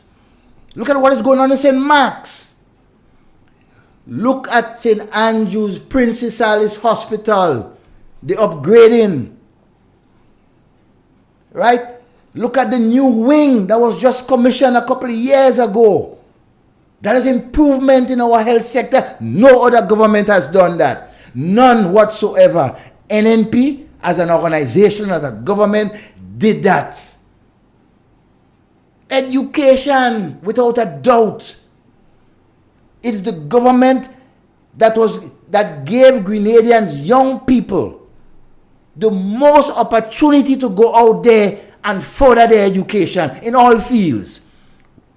In all places, whether it's Cuba, the United States, Canada, England, Venezuela, Mexico, wherever.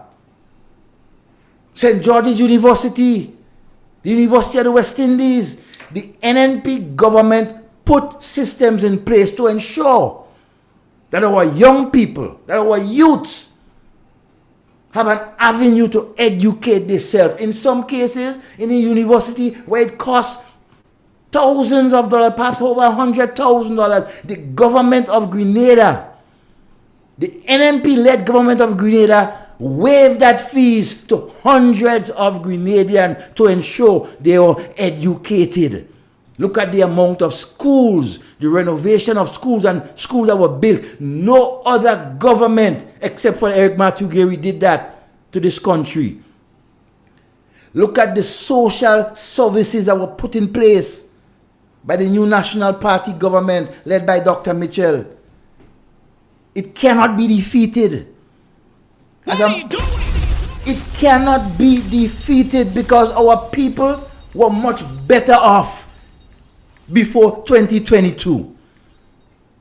The poor, struggling and vulnerable people of our country had an avenue, something to cushion the hardship. Now there is none. What a shame on this present government. The youth of this country have nowhere to turn. The new National Party government ensured that a number of programs was put in place while in office to ensure that our young people had somewhere and something to do when they left school and not be left stranded on the street. Kudos to the ministers and politicians in the NNP who have served over the last for almost 40 years, 23 of which they govern. We must never forget that as NNP supporters and members. We have to be proud of what was done and what will happen in the future, because we're getting back there. We are getting back there. We have to remain focused as a party and an organization. Let us stop bickering against each other. It is a numbers game. We need everyone to rescue Grenada. And make no mistake about it. The road is not an easy road. It will be a tough road. But as an organization, we are capable, we are equipped, and we have the will to take Grenada back and give it to the people of this country. It is about time. We cannot afford to let this government continue to destroy our country anymore. Yes, take it. Yes, Igwe. The banners on the floor. Yeah, they were the hot day. I had to do that because we had to ensure that while we are doing the things and exposing this government, we must be proud of the NNP administration and what they did. Good afternoon and welcome. Yeah, good afternoon, Devon. How are you? Not too bad, my Afternoon, friend. brother. Mr. Carl, good afternoon. Devon, I listened to clip in the Prime Minister.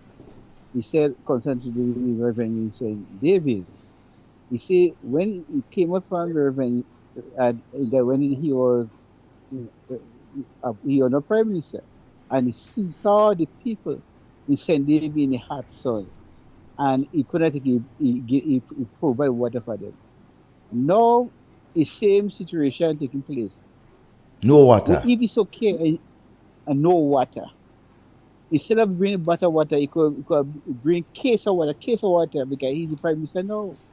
But then he could have seen before the last election, but now he can't see. I know if he's blind, if he become Richard, right? He can't see blind.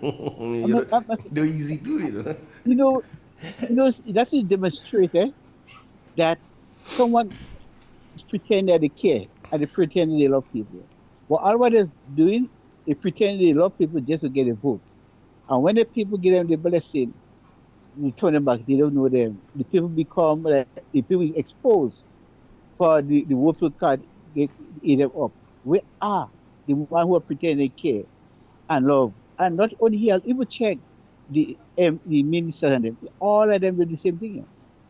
They're going around giving the money to people, giving free food to people, free drinks.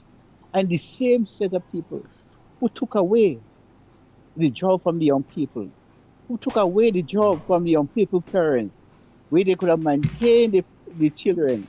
Now, look at that, they tell us that money is not good for the poor people of the country. What good for them is to give them free food, give them free food. So when you eat free food and you go back home, nothing. You have a day, you might have children as a senior, a young man. You have to do a panquai. You have to pay about no money. So calling upon the young people, don't get tricked with the scheme and the plan of that government, because they only pretend to love you. They pretend they care. And this is the same set of people who took away your job and have you by the roadside lying, sitting and doing nothing. Don't know where next meal coming from. Brother Devon, have a blessing. All right, my friend. Thank you. You know, it's ironic that just go ahead. Yeah, it's ironic, and I want to again just put out a warning there to our NNP supporters and so. Do not be deterred of what others have to say about us. Let us be truthful. Let us confront them when they are doing their wickedness, and don't be afraid about what they have to say about us on the radio and what they do. Right? We are an organization that is powerful, and that's why they're scared of us. Don't be scared to share and to criticize them and to tell them where they are going wrong. Their lies and their deceits. That will continue to make us a stronger organization, right? And to continue to do much better. Hello. Good afternoon. Yeah, quickly, I just called to support everything that you say about the NNP and Keith Mitchell and the works that they have done. Because it's strange enough, people just call, you have a certain persons just call and say, Keith Mitchell didn't do nothing for the 40 years he did. This is so dishonest. I am satisfied, and I'm an NDC person, as you all know. I am satisfied that Keith Mitchell and Gary, those two people, have developed this country, and they did their best. And I've always said, and I don't care who begs, because I know Devon and I go, there's no way I could put Morris Bishop on that $50 bill note. The two people that should be there is Gary and Keith Mitchell. I don't know what Bishop doing there. Because when you look at the developments, everything that guy lists that you just, it is a fact. He has done a lot. Yes, he's not perfect. I'm not happy with a lot of things that he have done that I wouldn't, especially with the bank. He should have never grant a license to that Capital Bank, and I can't forgive him from that. I'm telling you that straight. Everybody want to hate me, but when you look at his overall performance, he has done remarkably well, and he should be complimented. Take a bow, and I'm also in a full agreement. And all the people that say, he didn't do nothing for 40 years, therefore he has done a lot. And by the way, NDC has survived as a party also. 37 years. That's a poor party. So you have to be, it's a poor party, come on. So they have survived, so we have to compliment them. But they survived the hot hole. Good afternoon, Mr. Almeida. So that is my position. He has done a lot for this country, and he should be complimented. But there are a lot of things that probably people not satisfied with, but it's inaccurate and it's a lie to say he has anything for this country, because he has done a significant, and let me end by saying he should be on the $50 bill thing, and not Keith Mitchell should be on the 50 and not Bishop Devon. Bye. Thank you. What are you doing? Good afternoon. Put everybody, put all the money on the permanent. Put all nurses on the permanent. Put all, everybody, just put them, because you're wicked if you don't do it. Yes, go in government. Go into government and do that and find out who's going to support you. Go, then you will find out and they'll say, I didn't understand and I did not know. That's why you have to come in to a training school first and learn before you become the Hefe. What are you doing? I think we call on the WhatsApp. Good afternoon and welcome. Hey, Master Call, what's up? Yes, Hello? good afternoon, bro. Yeah, are you hearing me? Yes. Yeah, we're hearing you. Speak up a bit. Yeah, okay. What I want to say here, because Mitchell is the enemy of the people. And it's all proof to see that. He don't care about the people. He just care about being prime minister and using the office of the prime minister for his own benefits. That's what he does. And I could tell you that we have NDC people who that when we keep in touch, and they talked about it, say, I'm sorry I ever vote. Because what is going on in Grenada, they never see it yet. They never see it like that. They say thing was bad. We keep telling you, things was not that thing, but it's worse now. One of the at 7 before 6:30, 7 o'clock, Grenville shut down. Nobody. Everything. Nothing going on. They say they never see it like that. So, as I say here, the Prime Minister bribed the teachers to get their vote. To tell them he go pay them. When the court said you're not supposed to get paid, okay, it's election time. He bribed them. He said, okay, I go pay you, just to win over their vote. You get through because all these things and then he does, he get through with it. But now, when the rubber hit, when the dust settle now, and people realize now, hey, all this stunt speech he was giving and say promising this, he promising that was a fake, just to win election. So NMP has to right now organize themselves, stop the mongering, stop the bittering, and get together and take the country back. And I could say one thing more. If NDC lost the election again, the brand done. That's it for NDC. The brand, NDC brand done. If they lost the election again. When they lose the next election. That's when they lose the next election. When they lose it, the brand done. This is it. No more NDC. It's done. All right, my friend. All right, man. All right, have a good evening. Our next one on the landline. How you take it? In that question, I want you to look at the last registration, the last addendum that came out. I want you to look at that. I want you to look at some of the strange names that are in the polling division and that persons who have registered in the different constituencies. All right? Now, we're not foolish. We are thinking and we are looking far ahead. And so what I want our Grenadian people to do, right, regardless if you're NNP, NDC, and you recognize that what your government or our government has done to us, right, we want to call you out. We want to ask you to prepare to make a serious and a solid decision on your way forward. We're not doing politics of despite and hate and maligning anybody, but we want you to honestly look. Remember, winning election is a number thing. All right? So I'll leave it to you to answer the question if you so desire. Thank you. All right, my friend. Good afternoon. I want to say a pleasant good afternoon to all the members of the Royal Grenada Police Force, who are the defenders, the ones who are securing the homeland and its people, right? Pleasant good afternoon to you, all former members of the Royal Grenada Police Force. We need your service. It's important. Good afternoon and welcome. Devon. Yes, my friend. As I just said, the pastor that speak there about the names and registered. Devon, what I hearing on the ground in the town of St. George, they say for the next election, the Russians and them that go be doing what they have to do, so we have to be careful. I don't know what they go do. They say they have a team of Russian people in Grenada to win the next election for NDC.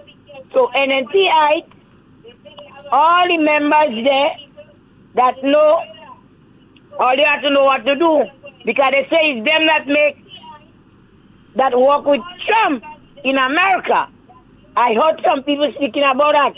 And you have a lot of Russians in Grenada, a lot of foreign people. And they're in all different villages. All of the people that not Grenadians. And they're there in Grenada. They're there already coming out drinking every evening, even on a Friday evening. So the people that in charge, all you have to keep all your eyes open. Because I can't live under these people again. I might be a disease. I just called to say that. Have a good evening. All right, my dear. Let's take a break. Yeah, boy.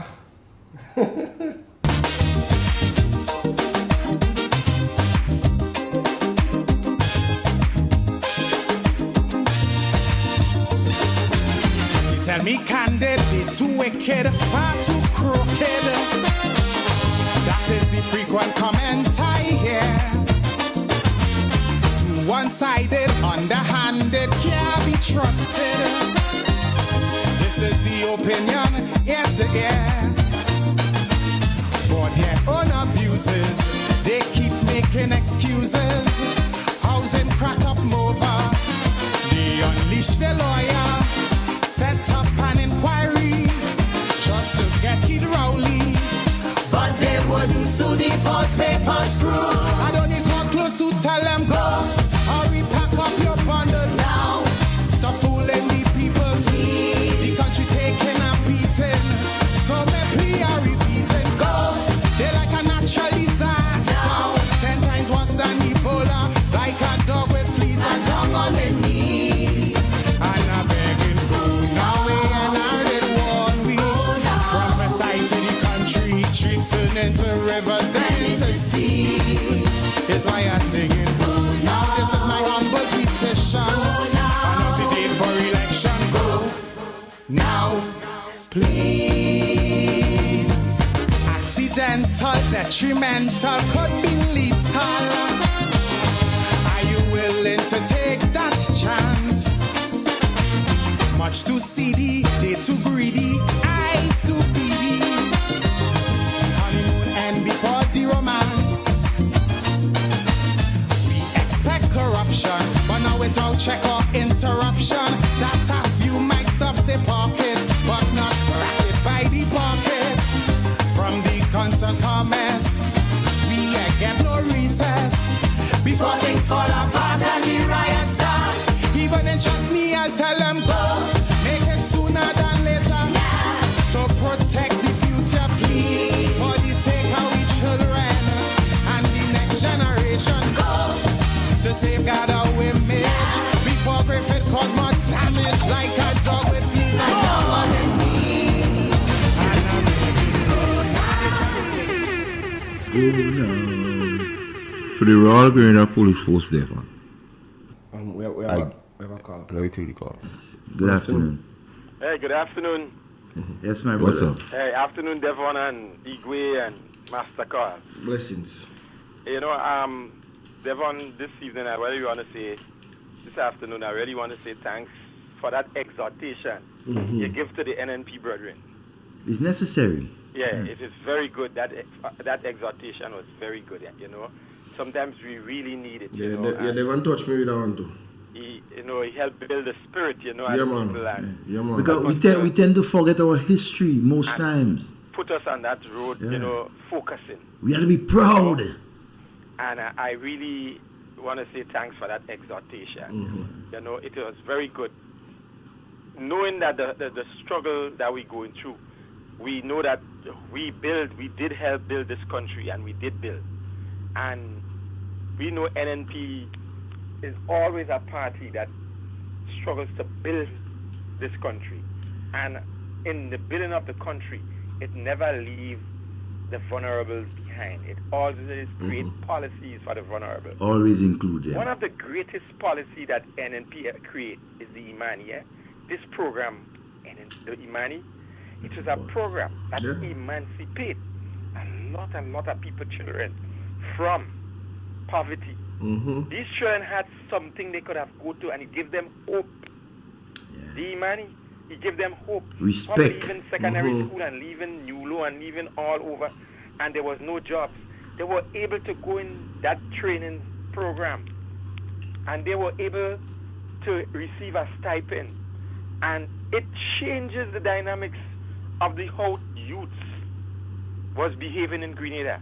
They started to become job conscious, how to able to deal with jobs and how to work. We are saying that there was some youths that just behaved bad in the program, and that was not the program fault. And we will always get it from certain youths.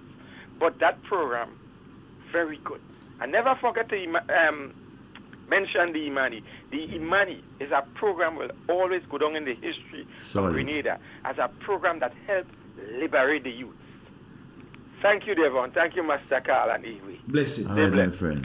You are going to the police force. I need to give them some kudos there, but I want to praise them and give them recognition and appreciation for excellent performance in the past few weeks. You are the reason, RGPF, that the country is secure and safe. Even though you are being made scapegoat by politicians like the Prime Minister, when you go and say about all the permit person to escape, but I'll just still keep our head high. You have kept your head high and show us as a nation. Without you, the country would be in chaos. And I know that during Ivan, 5 days the police wasn't functioning, stupidness happened. As the police get back on their feet, Devon, order was restored. We are grateful to you for being unsung heroes, because they won't call all your heroes. For solving the recent murders and cleaning the street of some of the drugs and guns. It will be remiss of me, Devon, not to mention the controlling of the fire in Mount Morris. We here Daddy Dread. on Independent Talk urge you to follow the principles of good policing and keep Grenada secure and safe. RGPF, thank you again for your outstanding performance. Continue to. Without guidance, What are you doing?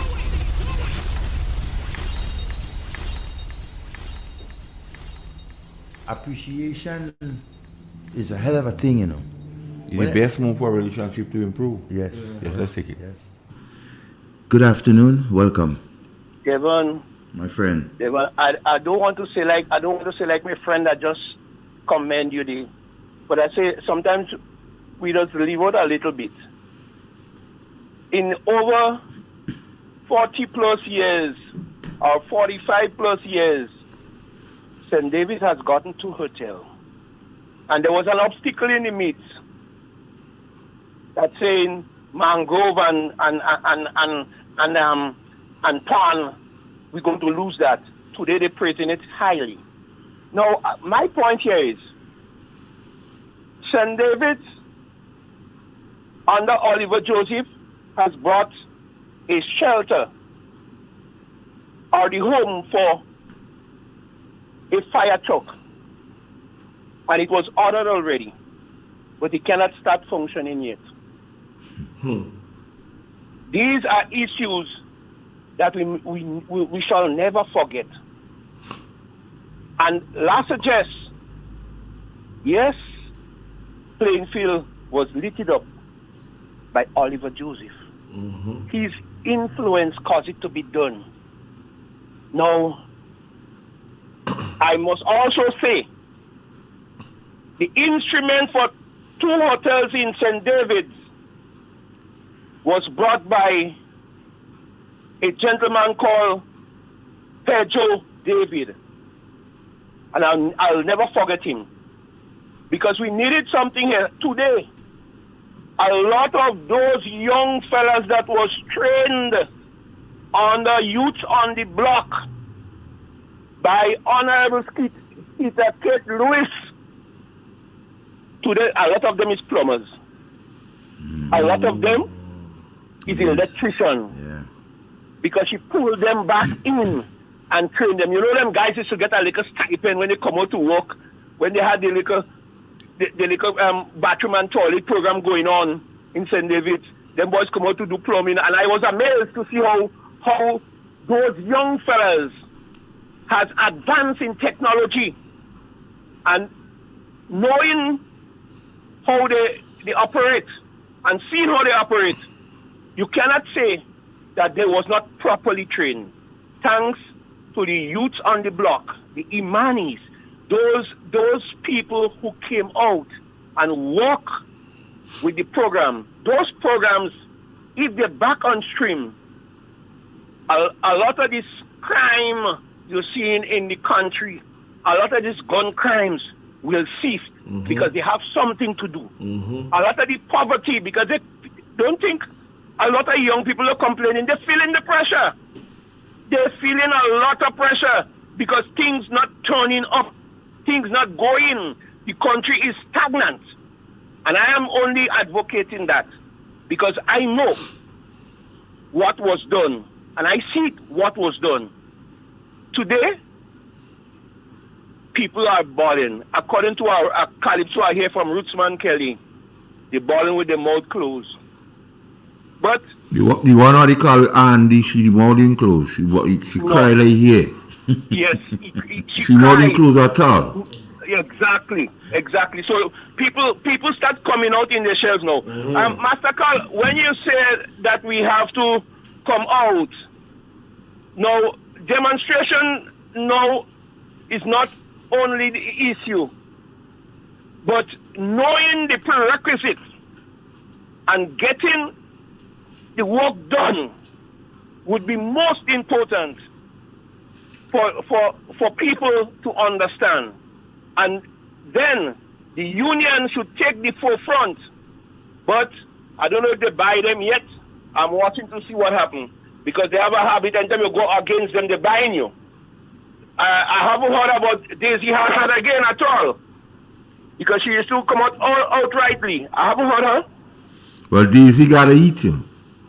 Well, Daisy gotta eat it. Yeah, she gotta eat. Yeah, she gotta eat. Right. So I am saying these are ones that when they speak, they hush them out because they buy them. And I believe time will come soon that the buying of people or those who have been bought will talk because they will feel the pressure sooner or later.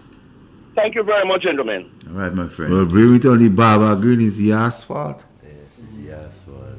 But with all of the kudos I give to the Royal Grenada Police Force, they want a must mention and ask Public Service Commission what's going on in the RGPF.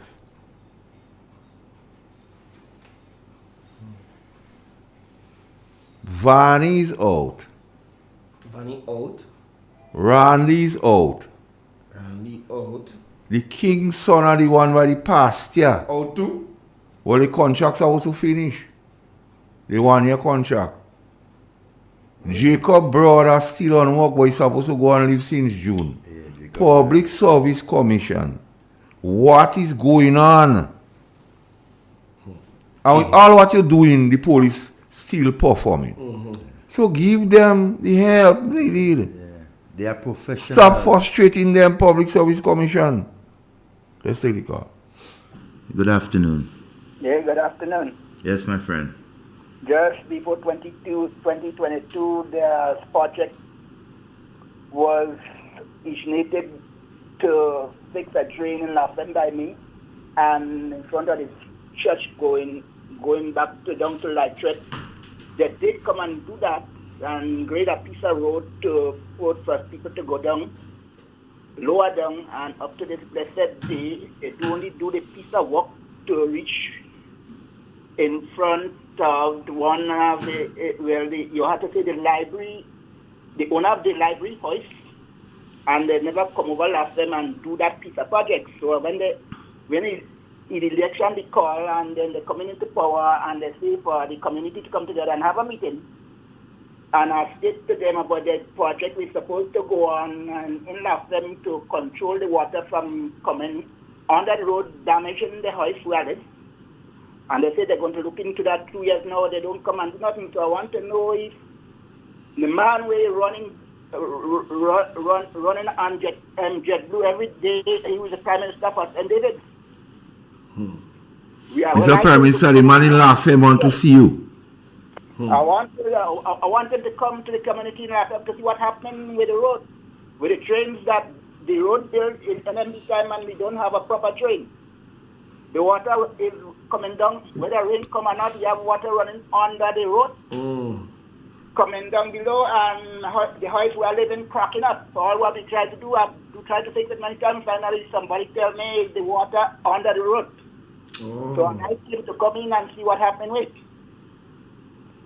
We need a proper drain for the road. It was already put in by the NMP. The project is on, but they just don't touch it yet.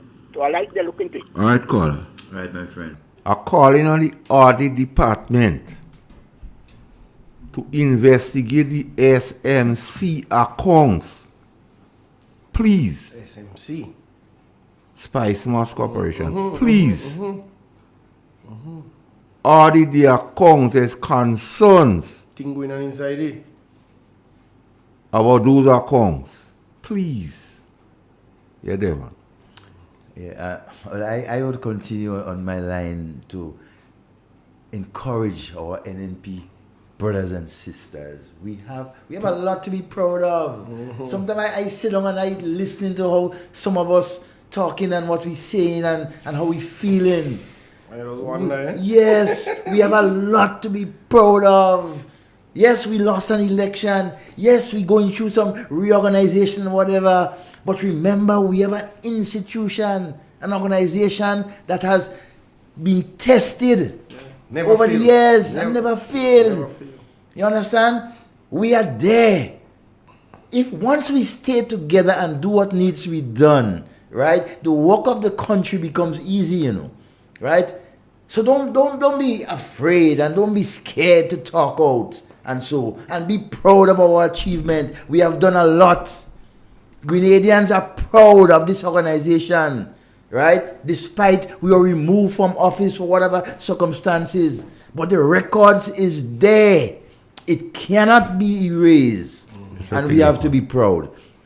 Good afternoon. Hey, good afternoon, Devon. Good afternoon, Thanks my for your friend. motivational speech, man. I just always say, I am proud to be an NNP supporter. Of course. Since in 1984, when I was a youth, since I'm here about 10, 11, going to 11. Well, I grew up in an NNP home. My great-grandparents, my grandmother, my mother, and everybody, we support NNP. In fact, if a man go up to Samaritan Bay, is NNP territory since 84. Yeah. And I am proud. And one thing I do admire about Dr. Mitchell, when he came in as a young man in the Ministry of Works and Public Utilities and stuff like that, I admire that young man. Then he was a young man then, you know. So I admire him for the things of what he was doing with the electricity and the water and stuff like that. And then, correct me if I'm wrong, I could have remembered that time was under Blaze.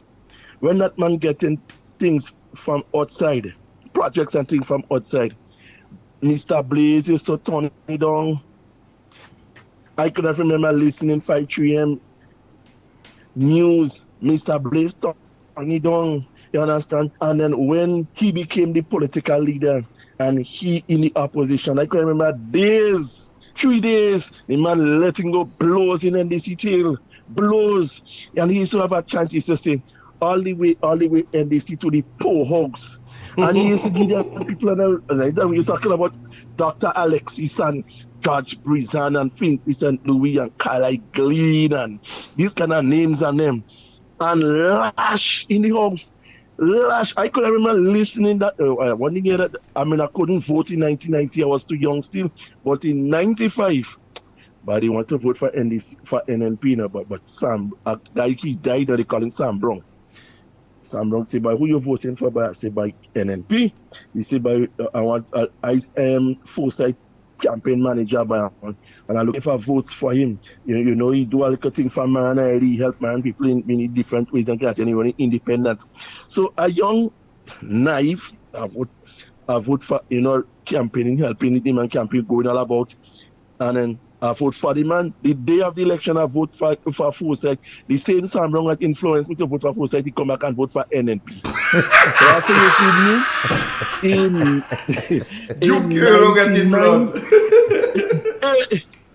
1999. So you see me, nobody don't come in and tell me who to vote for, who not to vote for. And I know I grew up as an NNP and I glad to. And as a little youth them, I used to watch and see what Dr. Mitchell doing for the country. Even if I used to get nothing then.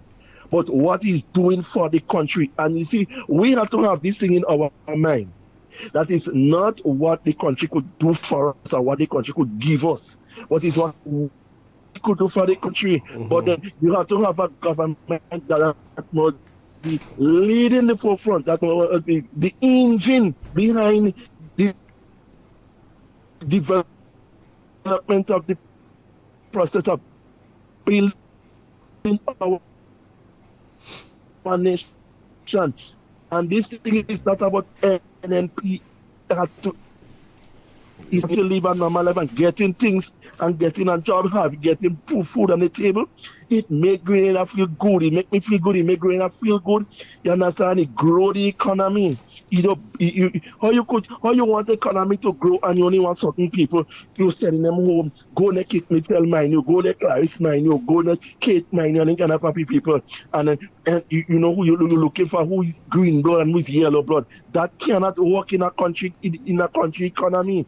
It cannot work. The country economy going to go down, and Grenada is going on a slippery road, and we need everybody on board to come together. So NNPites, when you hear them NDCites coming with a narrative, the foolish narrative of when is we convention and when is we convention, that is not their business. That is not even my business to say when is we convention and when is we that is the executive business, and when they're ready, they go to come out publicly and they go to tell us when it's a convention. So let us stop going with that narrative. And I want to give Cousin Clifford a public warning.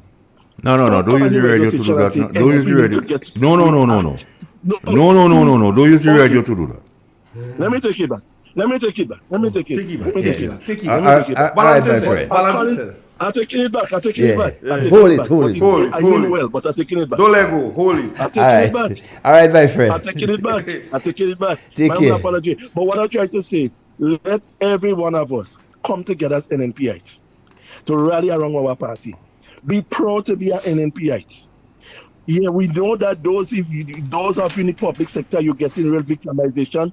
Hold the string. Hold the string. There is a brighter day coming. Yes, man. There is a brighter day coming. You have to hold it. You understand? Have a good evening, brother. All right, one love. Yeah. Blessings, yes, sir. Yes, Deborah. Yeah. I was asked by two groups of people to ask two questions. The first is about the vendors in St. Andrews in Grenville. I know the last government had a plan in place to build a commercial complex, right, to house from revenue office to places to house the vendors that's located right by the library inside of there, that space between there. And so I also know that a plan, a project was prepared, financing and everything is there, but nothing is being done. And I also understand that the consultants, they are the only ones that are getting paid. You understand? For over these years, what is this government doing to continue these projects? You know what they are waiting on? When coming close, they will just come and erect that project to give people the impression that it was them that came up with that concept, right? So please get it done, right? The money that is there for the project, get it started. Mr. Health Minister, what is going on with you? You're missing in action.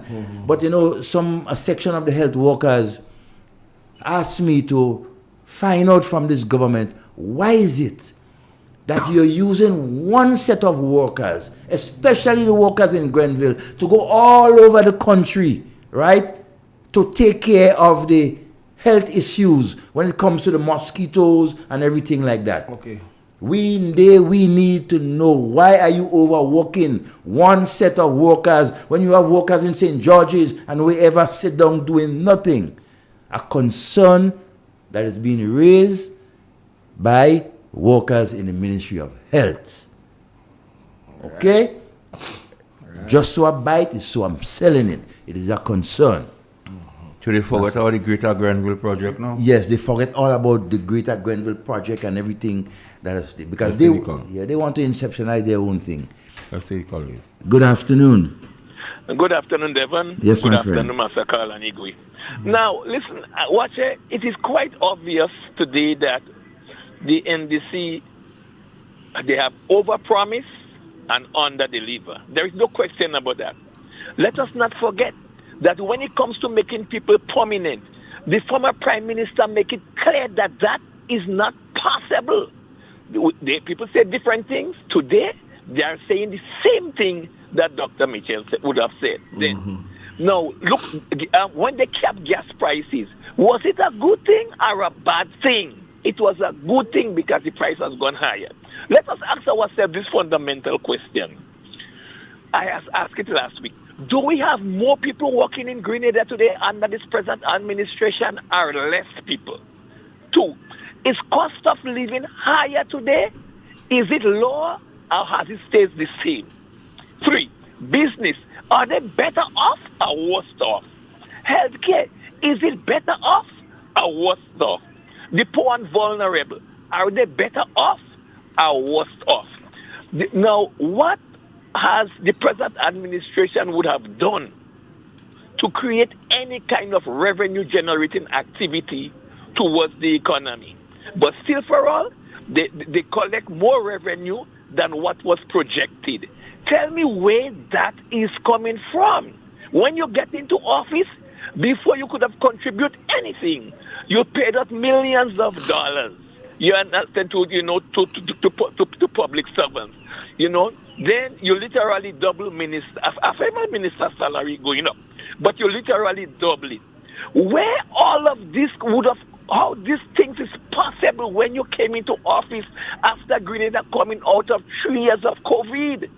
Brothers and sisters, this is the question.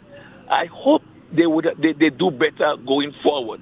But in the amount of promises they make, it is quite obvious that most of it, or maybe none of it, they will be able to achieve it. Let us wish them the best. Have a pleasant day, gentlemen. Thank you, my friend. Wonderful evening. So somebody else asked Devon, what is going on with the Minister of Health? Where is he? Where he dey? Just asking where he dey.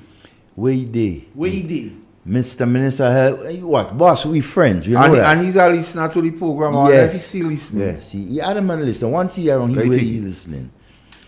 Good afternoon and welcome. Final caller for the evening.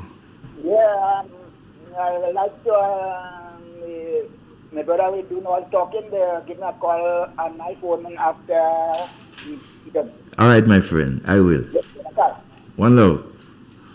Well, lady, we want to call her to Miss Jacob. Yes. Miss Jacob, I hope everything is okay with you. A while I don't hear too. Yeah. I want to extend our good love, evening, Miss Jacob. Our love and everything from this program. Come give Miss Jacob my regards. Yes. So, and as we come your 4 minutes to our end of this program, I want to end by continue to encouraging my NNP brothers and sisters, right? Let us continue to be proud of our organization, right? Yes, over the years we have made mistakes, but those mistakes have made us stronger into a unit, right, that we can depend on each other. I beg of you, all of you, let us focus on the development of our country. Let us focus on the good things that our organization has done and is continuing to do as we move forward, right? We can expect things will not go right all the time, but we'll always know that as an organization, as a unit, together we are strong. Divided, we can be defeated. The elections of 2022 has proven to us we have done almost everything right when it comes to the economy and servicing of our people. But my friends, if we continue to stay on a divided path, right, we cannot defeat the enemy. Listen to the people. We have to listen to the people. Devon, thanks for joining us on the program today. It's been a pleasure. And you add to the program so the people was asking about you, so now you're here. Igwe! What means one? Yeah, you're one. A bandit. A bandit? It's when you take $150 from poor people. That is a bandit. A bandit is when you don't pay the faith organization workers. Look, a bandit. When you don't pay CJ workers, that is a bandit. When you make the single mothers go, that is a bandit. When you victimize the RGPF, that is a bandit. When you bring back all the retirees, that is a bandit. When you fire the Granby estate workers there, like close to you, that is a bandit. Bandit move. When all you take $2,000 after 3 months, that is a bandit, and another 5,000, that is a bandit. When you do nothing about the cost of living, that is a bandit. When you put VAT on sugar there, that's bandit move. A real bandit. When you put levy on water, ooh, that's bandit. That's criminal. When you put levy on electricity, bandit. When you remove persons from the seed program, bandit. When you continue to tell lies to the greedy and public, when you are not delivering what is expected, when you stop paying the water bill for poor people, children, Devon, all that is bandit. And all of these things, the NDC doing. They are doing. So they could be classified as bandits, in real, for real. A criminal organization in office destroying the moral fortitude of the people. That's a bandit. Yes. So you close that gate. Yeah, and I got you close it.